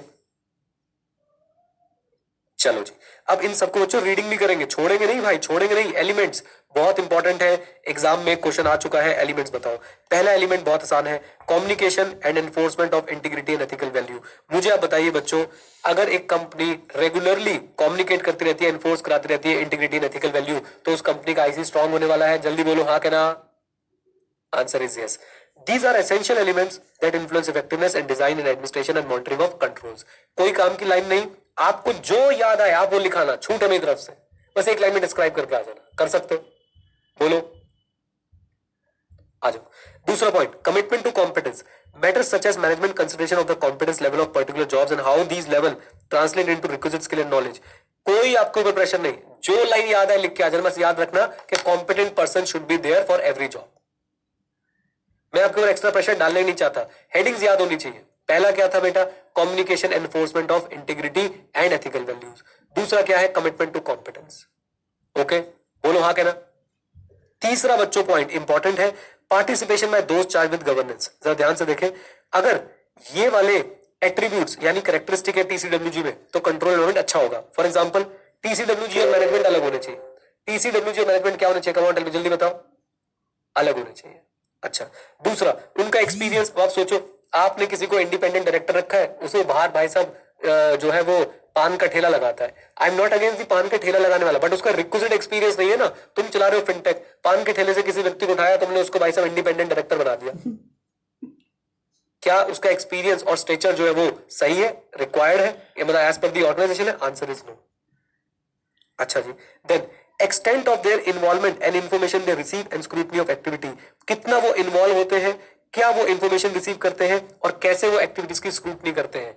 कितना वो इन्वॉल्व होते हैं, क्या वो इंफॉर्मेशन रिसीव करते हैं और कैसे वो एक्टिविटीज की स्क्रूटनी करते हैं। आखिरी point, appropriateness of their action including the degree to which difficult questions are raised and pursued by management and their interaction with internal and external auditor. In short, आप उनके एक्शंस के ऊपर बात कर सकते हैं और ये बता सकते हैं कि वो कितना कम्युनिकेट कर रहे हैं मैनेजमेंट और ऑडिटर से। राइट? अगर ऑडिटर से आपको एक बात बताऊं, आप लोग बताना बच्चों, आपके ऊपर छोड़ता हूं। ऑडिटर और टीसीडब्ल्यूजी को आपस में बात नहीं करने दिया जा रहा है। ऑडिटर और टीसीडब्ल्यूजी को आपस में बात नहीं करने दिया जा रहा है। Is it a good signal और a bad signal for the organisation? Good signal और bad signal? It's a very bad signal बच्चों, वेरी बैड सिग्नल। इसका मतलब मैनेजमेंट बीच में कुछ क्या कर रही है? झोल कर रही है। Hello, right? क्लियर है? आइए, मैं बच्चों फिर से, मैं आपकी साइड हूं, याद रखना, मैं आईसीआई की साइड नहीं हूं, मैं आपकी साइड हूं। मुझे पता है आपको दिक्कत हो रही है कि सर कितना पढ़ेंगे। मैं कह रहा हूं हेडिंग्स याद हो रही है, सिर्फ कम्युनिकेशन करना है, एनफोर्स करना है इंटीग्रिटी और एथिकल वैल्यू को, कमिटमेंट टू कॉम्पिटेंस रखनी है। फिर टीसीडब्ल्यूजी के पार्टिसिपेशन, बस ये बात याद रख लो, वो इंडिपेंडेंट होने चाहिए, उनका एक्सपीरियंस रिलेवेंट होना चाहिए, किस तरह की इंफॉर्मेशन उनके पास आ रही है, स्क्रूटनी कैसे करते हैं और उनके एक्शंस क्या है। बस मुझे आपसे और कुछ नहीं करना, मुझे आपसे और कुछ नहीं चाहिए, सिर्फ इतने जो कीवर्ड्स मार्क कर दिए उतने कीवर्ड्स याद रखने। अच्छा, next, management philosophy and operating style. इसमें बस एक बात याद रखना बच्चों, Vijay Mallya, approach to taking and managing risk. Risk को कैसे अप्रोच करते हैं और कैसे मैनेज करते हैं, रिस्क को कैसे मैनेज करते हैं और उधार लेके बताओ क्या लग रहा है, क्या लग रहा है बच्चों? मैनेजमेंट की फिलॉसफी रिस्की है कि सही है? बहुत रिस्की लग रही है बाबू, डूबेंगे। राइट? तो मैनेजमेंट रिस्क को कैसे मैनेज करती है, मैनेजमेंट के एटीट्यूड और एक्शन क्या है टुवर्ड्स फाइनेंशियल रिपोर्टिंग, क्या मैनेजमेंट ये सोचती है अरे जो आ गया लिख दिया, जो नहीं लिखा ठीक है कोई बात नहीं, मत बताओ कि हमने लोन ले रखे हैं, मत डिस्क्लोज करो कि हमने अपनी प्रॉपर्टीज को जो है मॉर्टगेज पे रखा हुआ है। ओके यश अभी पढ़ लेते हैं फिर बात करते हैं। Attitude towards information processing and accounting function and personal. ना याद रहे आप रिस्क को याद रख सकते हैं, बस बहुत है कि मैनेजमेंट का। आप सोचो ना बच्चों, 4 नंबर के क्वेश्चन में इतना सब लिख थोड़ी ना पाओगे आप। ये प्रिंटेड में आपको आधा पेज दिख रहा है, लिखने में तो भाई एक पेज से भी ऊपर निकल जाएगा। मेन हेडिंग्स पता हो, बेसिक आइडिया हो किस चीज की बात चल रही है। जैसे मैनेजमेंट वाले पॉइंट में आपको बेसिक आइडिया हो कि मैनेजमेंट रिस्क को कैसे अप्रोच करती है, रिस्क को कैसे मैनेज करती है, फाइनेंशियल रिपोर्टिंग को कितना सीरियसली लेती है। आसान बोलिए। उसके बाद ऑर्गेनाइजेशन स्ट्रक्चर, कैसे जो है ऑर्गेनाइजेशन स्ट्रक्चर कैसे डिजाइन है, बस इतना। कैसे एक्टिविटी प्लान एग्जीक्यूट कंट्रोल और रिव्यू की जाती है, इतना याद कर लीजिए। कैसे कोई भी एक्टिविटीज जो है वो प्लान एग्जीक्यूट कंट्रोल और रिव्यू की जाती है। फिर उसके बाद अथॉरिटी और रिस्पॉन्सिबिलिटी कैसे असाइन की जाती है, अथॉरिटी और रिस्पॉन्सिबिलिटी कैसे असाइन की जाती है। फिर से बोल दूं बच्चों, मैं नहीं मान रहा कि आप ये सब याद कर सकते हो, हेडिंग्स याद करनी है। आओ हेडिंग्स देखते हैं। Communication and enforcement of ethical values and integrity, ठीक है जी, पहली हेडिंग अपने को याद है, बोल दो हाँ कहना। दूसरा कमिटमेंट ऑफ कॉम्पिटेंस, ठीक है जी। तीसरा टीसीडब्ल्यूजी की बात हो रही थी तीसरे में, चौथे में मैनेजमेंट की बात हो रही थी, पांचवें में स्ट्रक्चर और छठे में उससे रिलेटेड अथॉरिटी रिस्पॉन्सिबिलिटी की बात हो रही है। और आखिरी बच्चों हमारे पास क्या आ गया कमांडल में, जल्दी बताइए, 7th में human resource policies and practice. तो पॉलिसी प्रैक्टिस क्या है आपकी, रिक्रूटमेंट को लेके, ओरिएंटेशन को लेके, ट्रेनिंग को लेके, evaluation, counselling, promotion, compensation, remedial actions को लेके। ओके बोलो हाँ कहना। जब आप कभी घर पे आते हो और आप बहुत ज्यादा परेशान होते हो, आपसे पढ़ाई नहीं हो रही होती है, आप घर वालों के साथ कभी बैठते हो, कभी घर वालों से कभी डिस्कस किया आज पढ़ाई नहीं हो रही है, कभी रोए हो घर वालों के सामने, सच्ची सच्ची बताना, कभी ऐसे रोना सा निकल गया मम्मी यार तो पढ़ाई नहीं हो रही है, तो मम्मी क्या बोलती है कि छोड़ दे पढ़ाई लिखाई और कर ले दुनिया में जितनी ऐश करनी है तेरे को, बताओ। नहीं, मम्मी समझाती है। और मैं आपको बताऊं बच्चों, हमें सीए का एक और मतलब होता है, वो है बेटा सॉल्यूशन प्रोवाइडर। और हमारे सामने एक प्रॉब्लम है कि भाई इतना सारा इन्होंने इंटरनल कंट्रोल में भर भर कर दे दिया है, हमें उसका सॉल्यूशन ढूंढना है या छोड़ के जाना है, आप बताओ। और खासकर वो क्वेश्चंस बेटा जो एग्जाम में आए हुए हैं, भाई मैं तो छुड़वा नहीं सकता चाहे कुछ भी हो जाए, और ना ही मैं ये कर सकता हूं घर से रीड कर लेना। आप साथ में हो, बताओ हाँ कहना। आ जाओ, क्या पढ़ रहे हैं, components of IC. Components of IC में पहला कंपोनेंट कौन सा आया, कंट्रोल एनवायरनमेंट। क्वेश्चन आपसे पूछेंगे कि एलिमेंट्स ऑफ कंट्रोल एनवायरनमेंट बताओ, तो हमने बोला कोई बात नहीं, तुम चैलेंज दे रहे हो, हम चैलेंज एक्सेप्ट कर रहे हैं। आओ जरा देखते हैं। सबसे पहले कम्युनिकेशन, दूसरा कॉम्पिटेंस, बिल्कुल छोटे छोटे कीवर्ड्स, तीसरा टीसीडब्ल्यूजी, चौथा मैनेजमेंट, फिर ऑर्गेनाइजेशन स्ट्रक्चर, और फिर बेटा अथॉरिटी रिस्पॉन्सिबिलिटी, और आखिरी में ह्यूमन रिसोर्स। बात खत्म। बोलो बोलो, क्लियर है। और आप देखो बच्चों, मैं अब आपके साथ एक टेक्निक खेल गया, और वो टेक्निक पता कौन सी, मैंने चंकिंग कर दी। पहले 2 सीसी वाले जोड़ दिए, कौन से वाले, कम्युनिकेशन कॉम्पिटेंस। दूसरे 2 नेचर के हिसाब से जोड़ दिए, टीसीडब्ल्यूजी मैनेजमेंट। अगले 2 भी नेचर के हिसाब से जोड़ दिए, ऑर्गेनाइजेशन स्ट्रक्चर, अथॉरिटी रिस्पॉन्सिबिलिटी, और आखिरी वाला याद हो गया। सर एक्सप्लेन करने को आए तो क्या, बेटा जो आपके पास नॉलेज है आप उससे एक्सप्लेन करके आ जाओ। मैं आपके ऊपर अननेसेसरी प्रेशर नहीं बना सकता कि भाई सबके अंदर की लैंग्वेज भी आपको याद। Is that clear. बोलिए बोलिए, आ जाओ बच्चों आ जाओ, please please please please.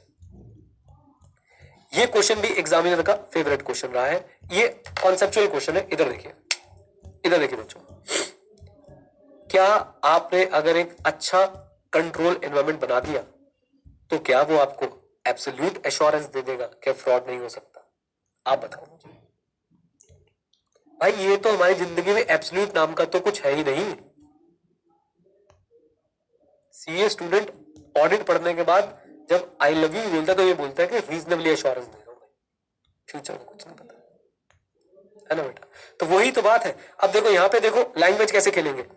Satisfactory control environment not an absolute deterrent to fraud. इस पे 3 बार 4 बार क्वेश्चन आ चुका है सिर्फ करेक्ट इनकरेक्ट को लेकर। कई बार पता क्या लिखेंगे, satisfactory control environment is an absolute deterrent to fraud. C वाला बच्चा कहां घायल होकर पड़ा हुआ है। डेटरेंट क्या होता है बे? डेटरेंट मतलब जो रोकता है। तो आप बताइए, क्या satisfactory control environment is an absolute deterrent to fraud? Come on tell me, जल्दी बोलो। Answer is no, it is not an absolute deterrent to the fraud. अच्छा कंट्रोल एनवायरनमेंट होना एक पॉजिटिव फैक्टर है, फ्रॉड का रिस्क कम होता है, लेकिन एब्सोल्यूट डेटर नहीं कर पाता। 3 बातों में मैंने पूरा टॉपिक खत्म कर दिया। अच्छा कंट्रोल एनवायरनमेंट होना एक पॉजिटिव बात है, कमॉन एक पॉजिटिव बात है, फ्रॉड का रिस्क रिड्यूस होता है, लेकिन वो एब्सोल्यूट डेटरेंट नहीं होता है। Is that clear? बोलिए बोलिए। और बुरा कंट्रोल एनवायरनमेंट होना, बुरा कंट्रोल एनवायरनमेंट होना एक बुरी बात है, वहां पर रिस्क ऑफ फ्रॉड थोड़े से क्या होते हैं, कमॉन टेल में जल्दी बोलिए, ज्यादा होते हैं। एंड नीडलेस टू से, क्या control environment NET of FAP पे इंपैक्ट डालता होगा? क्या control environment NET of FAP पे इंपैक्ट डालता होगा? Come on, yes. ये बच्चों में आपको कैसे दिखाऊं, कैसे मैं आपको समझाऊं, इस पे करेक्ट इनकरेक्ट आता है और बच्चा उसे गलत करके आ जाता है। क्यों गलत करके आ जाता है? कारण नंबर 1 पढ़ के नहीं गया, कारण नंबर 2 उसे डेटरेंट का मीनिंग समझ नहीं आ रहा बैठ के। हाँ जी, फिर से बोलता हूं, क्या क्वेश्चन है? Satisfactory control environment is an absolute deterrent to fraud? No. यानी मतलब क्या इस लाइन का? क्या सेटिस्फैक्टरी कंट्रोल एनवायरनमेंट से पक्की बात है फ्रॉड्स बिल्कुल रुक जाएंगे, ये सारे फ्रॉड्स को खत्म कर देगा? Answer is no. हिमानी सुनो बेटा मेरी बात को, क्या कंट्रोल एनवायरनमेंट अच्छा होने से ये एब्सोल्यूट एश्योरेंस मिल जाती है कि भाई अब जो है वो फ्रॉड होगा ही नहीं? Answer is no. भूमिका कैसे बनाओगे? देखो कीवर्ड्स मार्क करने का फायदा, ये पॉजिटिव फैक्टर है, फ्रॉड का रिस्क रिड्यूस हो जाता है, लेकिन एब्सोल्यूट डेटरेंट नहीं है बाबू। और पता है दूसरी लाइन कैसे लिखनी है? यही तो बच्चों जादू है, यही तो जादू है। पहली लाइन समझ में आ गई, ये एक पॉजिटिव फैक्टर है, रिस्क ऑफ फ्रॉड रिड्यूस हो जाता है, लेकिन एब्सोल्यूट डेटरेंट नहीं है। और दूसरी लाइन पता कैसे लिखनी है? हाँ अगर कंट्रोल एनवायरनमेंट सही ना हो तो एक नेगेटिव फैक्टर है, रिस्क ऑफ फ्रॉड बढ़ जाता है। कम ऑन, यस और नो? बोल दो हाँ के ना। और लास्ट में जाते जाते कि भाई कंट्रोल एनवायरनमेंट का इंपैक्ट, कंट्रोल एनवायरनमेंट का इंपैक्ट पक्की बात है, किस पे आता ही आता है? एनईटी ऑफ एफएपी पे आता ही आता है। Is that clear? बोलिए जल्दी बोलिए। और बच्चों मैं आपको परमानेंट एक स्किल दे रहा हूं, मैं आपको परमानेंट एक स्किल देना चाहता हूं, मैंने आज एसएम की क्लास में भी दिया है। नलायक मत बनो बेटा। ये नलायक कौन होते हैं? आओ मैं आपको दिखाता हूँ। नलायक वो होते हैं जो वर्ड मीनिंग पूछते हैं मास्टर से, मास्टर वर्ड का मीनिंग बता, वर्ड का मीनिंग बता। बेटा तुम्हारे पास गूगल बाबा है कि नहीं है? मुझे बताओ, गूगल बाबा तुम्हारे पास है कि नहीं है? मुझे बता दो जरा, तुम लोग बोलो हाँ क्या ना। बस गूगल पे जाओ और भाई साहब सर्च मारो, देखो आपको बिल्कुल लिख के बताएगा वो डेटरेंट का मीनिंग क्या है। Something that should stop you doing something. जैसे कि using Instagram is deterrent for your success, is deterring your success. लो ठीक है, बोल दो हाँ क्या ना। लीजिए इसको दबाओ, डिटरेंट। डिटरेंट, मैं इसकी प्रोनाउंसिएशन भी गलत कर रहा हूं। Deterrent, right deterrent. भाई आप भी ये सब चीजें खुद से सीख सकते हो, कोई दिक्कत की बात नहीं है। बाबा रामदेव कहते हैं करने से होता है। एक कह रहा है बोलती भी है, हाँ भाई बोलती भी है। एक कह रहा है डिटर्जेंट लिख देंगे, डिटर्जेंट। हाँ डिटर्जेंट से याद जरूर कर सकते हो, डिटर्जेंट भी बेटा मैल को रोकता है और डेटरेंट भी रोकता है। चलिए क्लियर है यहां तक? जल्दी बताओ, बोल दो। जो बच्चे घर पे क्लास करते करते चॉकलेट खाते हैं, दूसरों को दिखाते हैं, उनको पाप चढ़ता है, याद रखना। आओ यहां तक क्लैरिटी है? जल्दी बोल दो। चलिए बहुत बढ़िया बच्चों, बहुत बढ़िया। ये आपकी मेहनत है जो रंग लेके आएगी। आ जाओ बच्चों आ जाओ, बहुत ध्यान से। आखिरी बात ये इसी के साथ जोड़ लेना। पहले बताओ ये आपको बात क्लियर है? क्या satisfactory control environment absolute deterrent कर देता है फ्रॉड को? एब्सोल्यूट डेटरेंट कर देता है? कम ऑन टेल मी, जल्दी बोलो। Answer is no. भूमिका कैसे बनाओगे? पॉजिटिव फैक्टर है, रिस्क को रिड्यूस कर देता है, एब्सोल्यूट डेटरेंट नहीं है। और उसी का कन्वर्स लिख के आ जाओ, कन्वर्स समझ गए, उसी का उल्टा लिख के आ जाओ। और लास्ट में लिख दो कि भैया एनईटी ऑफ एफएपी तो जरूर इंपैक्ट डालता है। अब बच्चों लास्ट पॉइंट है कंट्रोल एनवायरनमेंट के बारे में। इधर देखो, कंट्रोल एनवायरनमेंट क्या है बेटा? इधर देखो, आपके घर में किस तरह का कल्चर है, इससे कभी भी आपके मार्क्स पे कोई फर्क नहीं पड़ता है। लेकिन आप अगर देखें तो ये आपको पढ़ने पे मजबूर कर देता है, ये आपको अच्छे बिहेवियर के लिए मजबूर कर देता है। मैं आपको बताने की क्या कोशिश कर रहा हूं, इधर देखो कि भाई कंट्रोल एनवायरनमेंट अपने आप कोई मिसस्टेटमेंट नहीं पकड़ता है, लेकिन वो बाकी सारे कंपोनेंट्स को स्ट्रेंथ देता है। कंट्रोल एनवायरनमेंट अपने आप कोई प्रिवेंशन, डिटेक्शन और करेक्शन ऑफ मेंटल मिसस्टेटमेंट नहीं करता है, लेकिन वो बाकी सारे जो कंपोनेंट्स हैं उनको स्ट्रॉन्ग बना देता है, जिसके कारण से फिर क्या होता है, आपकी मिसस्टेटमेंट होने के चांसेस क्या हो जाते हैं? कम हो जाते हैं। Is that clear? तो आप मुझे बताइए, control environments always prevent, detect and correct the material misstatements, या control environment prevent, detect and correct the material misstatement? No, it does not. देखिए क्या लिखा है, control environment itself does not prevent, detect और करेक्ट द मटेरियल मिसस्टेटमेंट. लेकिन ये बेटा influence करता है किसको? Auditor's evaluation of effectiveness of other control. बस इतना याद रखिए, ये इन्फ्लुएंस करता है auditors evaluation of effectiveness of other control. यानी ये डायरेक्टली ऑडिटर के माइंड पे, ऑडिटर की थिंकिंग में इंपैक्ट डालता है कि बाकी कंट्रोल कैसे होने वाले हैं. आपको मैं पहले ही बता चुका हूं, अगर कंट्रोल एलिमेंट अच्छा होगा, सारे कंट्रोल के एलिमेंट्स के अच्छे होने के चांसेस ज्यादा है, मिस स्टेटमेंट होने के चांसेस कम है. क्या बोलती पब्लिक? कम ऑन बोलिए, है ना? तो बस यही लाइन यहाँ पे लिखी है. यहां जाके बच्चों हमारा पहला कॉम्पोनेंट हमारा यहाँ पे समाप्त होता है. मेहनत लगी है बच्चों, मैं रिवीजन भी करा दूंगा, लेकिन आप प्लीज इसे छोड़ के मत जाना भाई. मेहनत पे पानी मत फेर देना. आप पास होने की बात कर रहे हो ना, आप मुझे बात बताओ, आप सब चाहते हो ना क्लियर करना, तो उसके लिए मेहनत लगेगी. ये बीकॉम नहीं है बाबू, आपको यहाँ पे मेहनत करनी पड़ेगी. डन? आइए जी, आइए. अब हम लोग क्या करेंगे बच्चों? सेकंड कंपोनेंट की तरफ चलेंगे. वो छोटा है एंटिटीज रैप, वो बहुत ही छोटा. ओके गाइस, चलिए तो अब हम लोग नेक्स्ट कंपोनेंट की तरफ चलते हैं, और वो है एंटिटी का अपना रैप. आओ पहले मैं आपको बच्चों एक बार रिवाइज कराता हूं. इधर देखेंगे, सारे बच्चे जुड़ेंगे साथ में और मेहनत करेंगे. बेटा आईसी के एलिमेंट्स याद है कि आपको? यस. क्या थे? जल्दी बोलो. Crime, CRIME. इसको तो घोट सकते हैं. सी से क्या था? Control activity. आर से क्या था? रैप. आई से क्या था? Information system. एम से क्या था? Monitoring of IC. ई से क्या था बच्चों? ई से क्या था? Control environment. कंट्रोल एनवायरमेंट कर लिया हमने. यस. अब हम लोग बात कर रहे हैं बच्चों किसकी? रैप की बात करेंगे. मेरे साथ जरा जुड़िएगा. हाँ जी, किसकी बात करेंगे? जल्दी बोलो. किसकी बात करेंगे बेटा? रैप की बात करेंगे. चैट ऑफ कर दिया मैंने. सर रैप का आपसे मतलब क्या है? इधर देखो भाई, इधर देखो.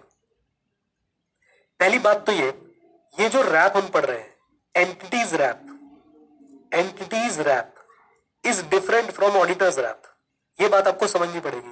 Is different from auditor's RAP. Sir कैसे डिफरेंट है सर, जरा समझाना जरा. हाँ बेटा बताता हूं. इधर देखो भाई, ऑडिटर रिस्क असेस अपने काम के लिए करता है, लेकिन मुझे एक बात बताओ, क्या एक एंटिटी को भी अपने बिजनेस में बार बार रिस्क असेसमेंट करते रहना चाहिए? कि कहीं से ऐसा तो नहीं कि भाई रेवेन्यू लीक हो रहा हो, कहीं पे कोई फ्रॉड चल रहा हो, कहीं पे कोई 2 एम्प्लॉय मिलके हमें मामू बना रहे हो, कहीं पे हमारा कस्टमर हमारे साथ कुछ गलत कर रहा हो, या सप्लायर हमारे साथ कुछ गलत कर रहा हो, या फिर कहीं भाई कुछ चीज बदल रही है इन्वायरमेंट में, तो क्या हमें उसके ऊपर नजर बनानी चाहिए कि नहीं बनानी चाहिए? आप मुझे बताइए, हाँ या ना. कम ऑन, चैट ऑन कर रहा हूं, जल्दी से मुझे बताओ. यस और नो, यस और नो. तो पहले तो आपको ये समझना जरूरी है कि हम बात कर रहे हैं एंटिटी के रैप की, कि एंटिटी के रैप की बात चल रही है, ऑडिटर के रैप की हमें बात नहीं चल रही है. अब मुझे बताओ, एंटिटी के रैप का मतलब क्या हुआ? कि भाई एंटिटी को खुद भी अपने बिजनेस पे होने वाले रिस्क को असेस करते रहना चाहिए या नहीं? Answer is yes. अब आप सब लोग जवाब देंगे. एक एंटिटी है जो अपने रिस्क को असेस करती रहती है और उनको रिस्पॉन्स देती रहती है. एक एंटिटी है जो रिस्क को असेस करती ही नहीं है. बताओ आईसी किसका स्ट्रांग है, पहले वाली का कि दूसरे वाली का? ऑब्वियसली पहले वाली का बेटा. सेकंड वाली को तो बेटा बहुत जल्दी उसको सरप्राइज मिलेगा, बिजनेस बंद हो जाएगा. तो इसलिए हमेशा आपको रिस्क को क्या करते रहना चाहिए? As a organisation, as a business, you should always assess the risk. Is that clear? बोलिए. आ जाओ जी, आ जाओ. अब जरा इसको एक बार पढ़ भी लेते हैं हम लोग, एंटिटीज रैप को. अच्छा, उस सेटिस्फैक्टरी कंट्रोल एनवायरनमेंट वाला मैंने यहाँ पे नोट भी बना रखा है आपके लिए. अब हम चल रहे हैं किसके लिए? एंटिटीज रैप पे. इधर सुनो बेटा, ध्यान से. सबके मैसेज आ रहे हैं बेटा, सबके मैसेज आ रहे हैं. एंटिटीज रैप, प्लीज फोकस करिएगा. एंटिटीज रैप में सिर्फ और सिर्फ 4 चीजें देखनी होती है एंटिटी ने. क्या क्या? नंबर 1, वो बिजनेस रिस्क को आइडेंटिफाई करेगी. नंबर 2, उसके बाद उस रिस्क का सिग्निफिकेंस क्या है वो एस्टिमेट करेगी, मतलब कितना रिस्क है. नंबर 3, उसके होने के चांसेस कितने हैं ये असेस करेगी. और फाइनली एक्शन डिसाइड करेगी कि इस रिस्क को एड्रेस कैसे करना है. खत्म. आइडेंटिफाई करो. कम ऑन, मेरे साथ बच्चों. सबसे पहले रिस्क को क्या करना है? आइडेंटिफाई करना है. फिर उसको सेकंड पॉइंट में क्या करना है? इसके सिग्निफिकेंस को एस्टिमेट करना है. थर्ड पॉइंट में उसकी अकरेंस की लाइक्लीहुड को, अकरेंस मतलब उसके होने के चांसेस कितने हैं. और फोर्थ पॉइंट बच्चों, हमने एक्शन डिसाइड करना है. Is that clear? For example Covid आया. कोविड बच्चों क्या बहुत सारी ऑर्गेनाइजेशंस के ऊपर बिजनेस रिस्क आ गया होगा? कम ऑन, यस और नो? जल्दी बोल दो. Answer is yes, definitely business risk आ गया होगा. राइट। तो एंटिटी ने पहले उसे आइडेंटिफाई किया, फिर देखा भाई इसका सिग्निफिकेंस क्या है, इसका सिग्निफिकेंस हमारे बिजनेस के लिए क्या है, इसके होने के चांसेस, एक्चुअली में इससे होने वाले नुकसान के चांसेस, सब लोग ऑनलाइन चले जाएंगे, इससे होने वाले नुकसान के चांसेस कितने हैं, एंड देन हमें क्या एक्शन लेना चाहिए इस रिस्क को एड्रेस करने के लिए। खत्म, बस इतना सही था। बताइए सेकंड कंपोनेंट बच्चों हम लोग पढ़ रहे हैं एंटिटीज रैप। पहला क्वेश्चन, रैप का मतलब समझ में आ गया? क्या हम मैनेजमेंट के पॉइंट ऑफ व्यू से बोल रहे हैं, ऑडिटर के पॉइंट ऑफ व्यू से? अभी मुझे बताइए ये रैप किसके हैं, मैनेजमेंट वाले या फिर ऑडिटर वाले? ये मैनेजमेंट वाले रैप है। एक बेसिक अंडरस्टैंडिंग, जो एंटिटी रेगुलरली रैप करती है, जो एंटिटी रेगुलरली रैप करती है बेटा, वहां पे इंटरनल कंट्रोल कैसा होगा, स्ट्रांग होगा, राइट। और एंटिटी के रैप में एज ऑडिटर आप चार चीजें देखेंगे। क्या ये एंटिटी आइडेंटिफाई करती है रिस्क को? क्या ये एंटिटी, दूसरा बेटा, इसके सिग्निफिकेंस को इवेल्युएट करती है? क्या ये एंटिटी उसके अकरेंस को असेस करती है? एंड फाइनली ये एंटिटी एक्शंस क्या लेती है? Is that clear? बोलिए डियर। आ जाओ जी प्लीज। तो ये आ गया बच्चों हमारे पास entity's RAP. The auditor shall obtain an understanding whether the entity has a process of, auditor को देखना है क्या एंटिटी के पास इनके प्रोसेसेस हैं, किसके, ये आपको याद है, identify, evaluate, assess and deciding the action. Easy easy, बोलिए। नीचे कुछ नोट्स लिखे, याद नहीं करने, सिर्फ सुन लीजिएगा। Entity's RAP forms the basis of risk to be manage. If that process is appropriate, it would assist the auditor in identifying the risk of material statement. कुछ याद नहीं करना है इसमें से, सिर्फ सुनना है। Whether the entity wrap is appropriate to the circumstance is a matter of what? Judgment. तो सिंपल सी बात, मैंने आपको पहले बता दिया। क्या एंटिटी के रैप, अगर एक एंटिटी रैप करती है उससे ऑडिटर को भी हेल्प मिल सकती है? हाँ, अगर एंटिटी रैप करती है तो भाई ऑडिटर को भी हेल्प मिल सकती है एंटिटी के बारे में और समझने में। डन। अब एक एंटिटी के रैप अच्छे हैं नहीं, ऑडिटर की प्रोफेशनल जजमेंट पे डिपेंड करता है। ये तीनों लाइन में आपसे एक्सपेक्ट नहीं करता हूं, ये चारों पॉइंट्स में आपसे एक्सपेक्ट करता हूं। क्या आप लोगों को याद हो गए? साथ साथ बोल के जल्दी बोल दो, पक्का पक्का। लीजिए, इसका मैंने एक छोटा सा चार्ट भी बना दिया यहाँ पे आपके लिए, आप लोग यहाँ से भी देख सकते हैं इसको।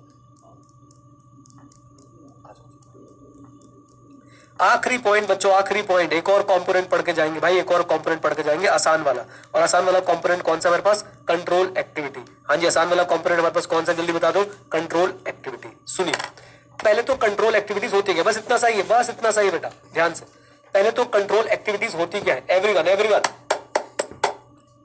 कंट्रोल एक्टिविटी देसी भाषा में अगर मैं आपको बताऊं तो segregation of duty is a control activity, reconciliation is a control activity, come on, approval and authentication of transactions or approval of a document or approval of a transaction is a control activity. Is that clear? Even attendance लेना is a control activity. Inventory की physical counting हो रही है, it can also be termed as a what? Control activity. Is that clear? बोलिए। पहले तो control activity का basic मतलब में समझ में आया, डिटेल में तो बाद में चलेंगे। कोई भी एक्टिविटी जो इंटरनल कंट्रोल को इंप्लीमेंट करने के लिए बनाई गई हो वो कंट्रोल एक्टिविटी। इजी, बोलिए। और जब भी बच्चों फंस जाए सीधा उठा के एग्जांपल दो, सेग्रीगेशन ऑफ ड्यूटी। ओके, चलो आ जाओ मेरे साथ, मेरे साथ, मेरे साथ बच्चों, मेरे साथ प्लीज।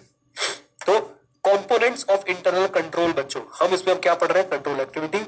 ऑडिटर को क्या करना है? ऑडिटर को कंट्रोल एक्टिविटीज की अंडरस्टैंडिंग ऑब्टेन करनी है। मेरे साथ, ऑडिटर को कंट्रोल एक्टिविटीज की अंडरस्टैंडिंग ऑब्टेन करनी है। क्या सारी कंट्रोल एक्टिविटी की या ऑडिट से रिलेटेड कंट्रोल एक्टिविटी की? सिर्फ और सिर्फ ऑडिट से रिलेटेड कंट्रोल एक्टिविटी की। तो पहला point, auditor should obtain understanding of control activity relevant for audit. अब कंट्रोल एक्टिविटी होती क्या है? इधर देखिए मैंने लिख दिया शॉर्ट में, policy procedure which ensures management directives are carried out.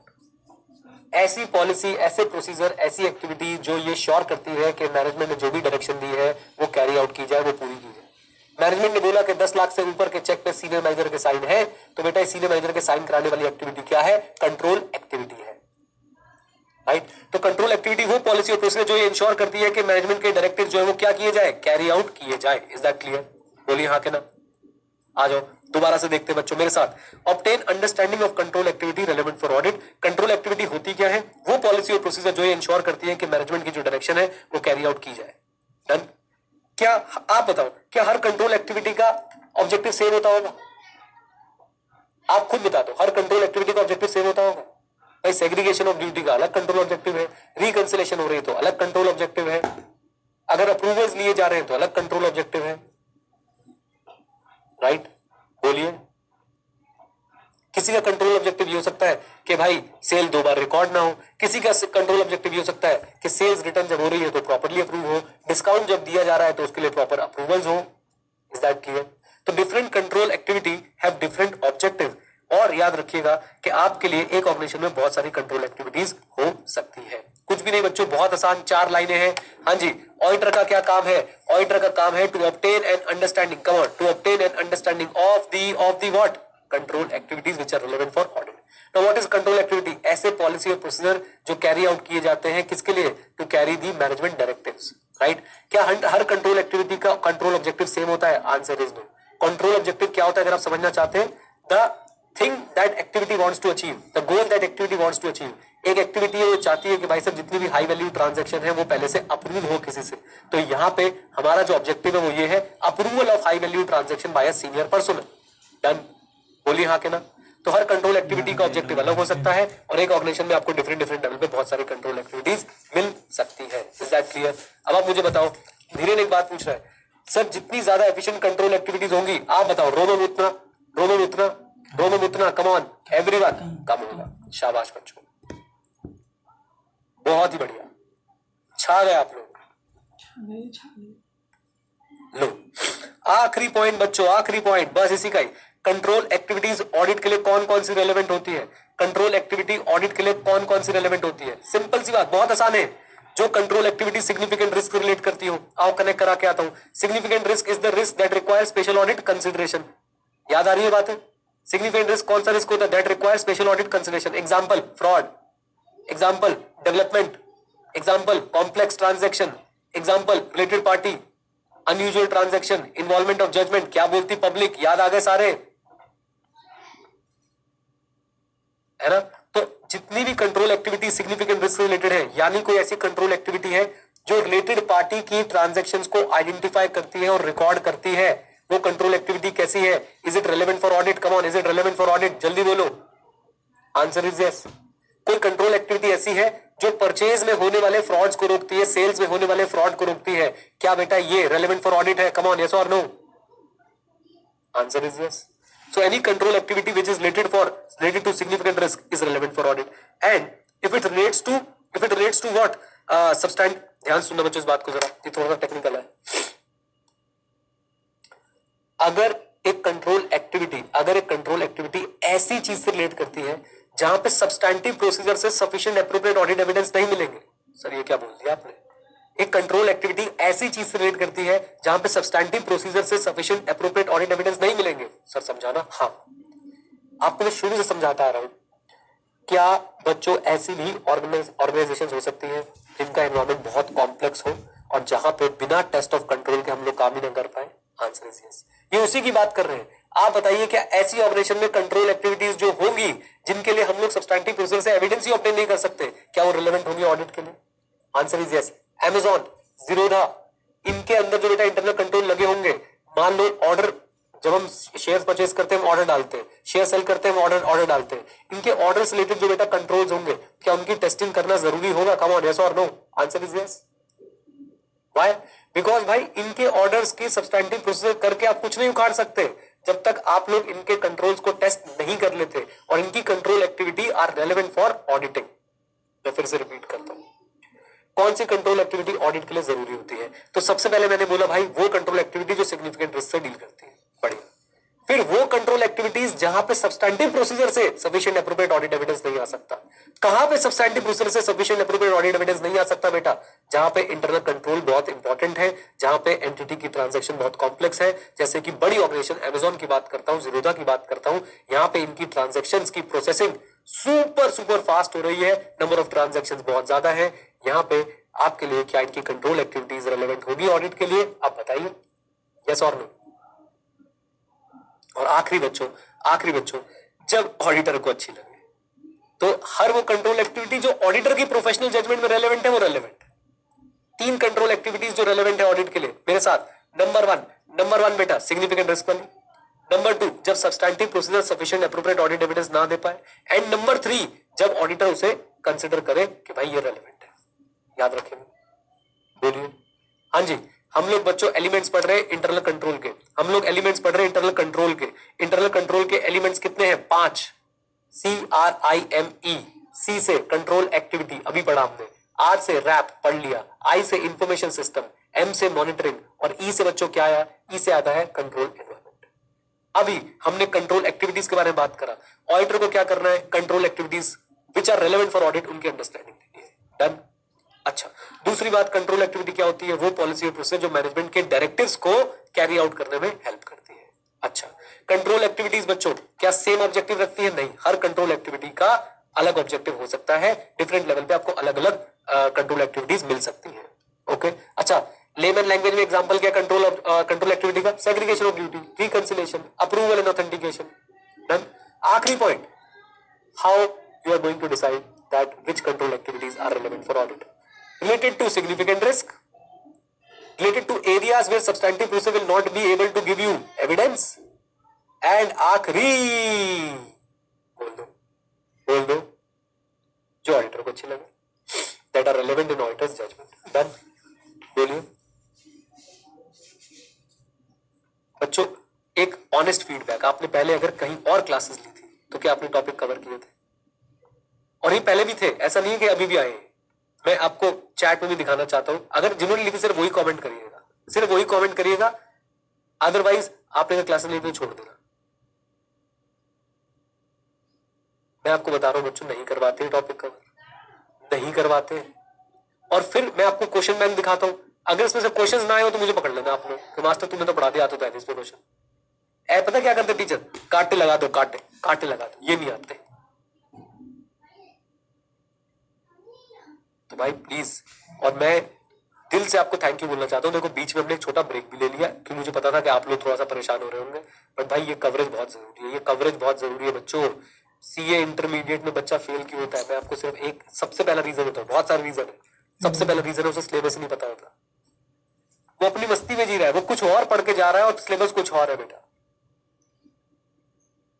है ना? तो प्लीज प्लीज प्लीज आप सिलेबस तो पूरा कवर करो, एग्जाम में देख लेंगे क्या होना है। लैग आ रहा है थोड़ा सा, मेरे को भी आया, अभी इंटरनेट कनेक्शन इज अनस्टेबल। आगे वापस आवाज आ रही है? जल्दी बोलो। चलिए, अब टाइम है बच्चों रिवीजन का। जब इतनी मेहनत करिए तो रिवीजन करे बिना तो जाएंगे नहीं। क्या बोलती पब्लिक? कम ऑन, यस और नो? चलो आ जाओ बच्चों, आ जाओ आ जाओ आ जाओ आ जाओ। आखिरी तक कौन टिकेगा, गेम वही जीतेगा। मेरे साथ बच्चों रिवीजन वीडियो करते हैं हम लोग।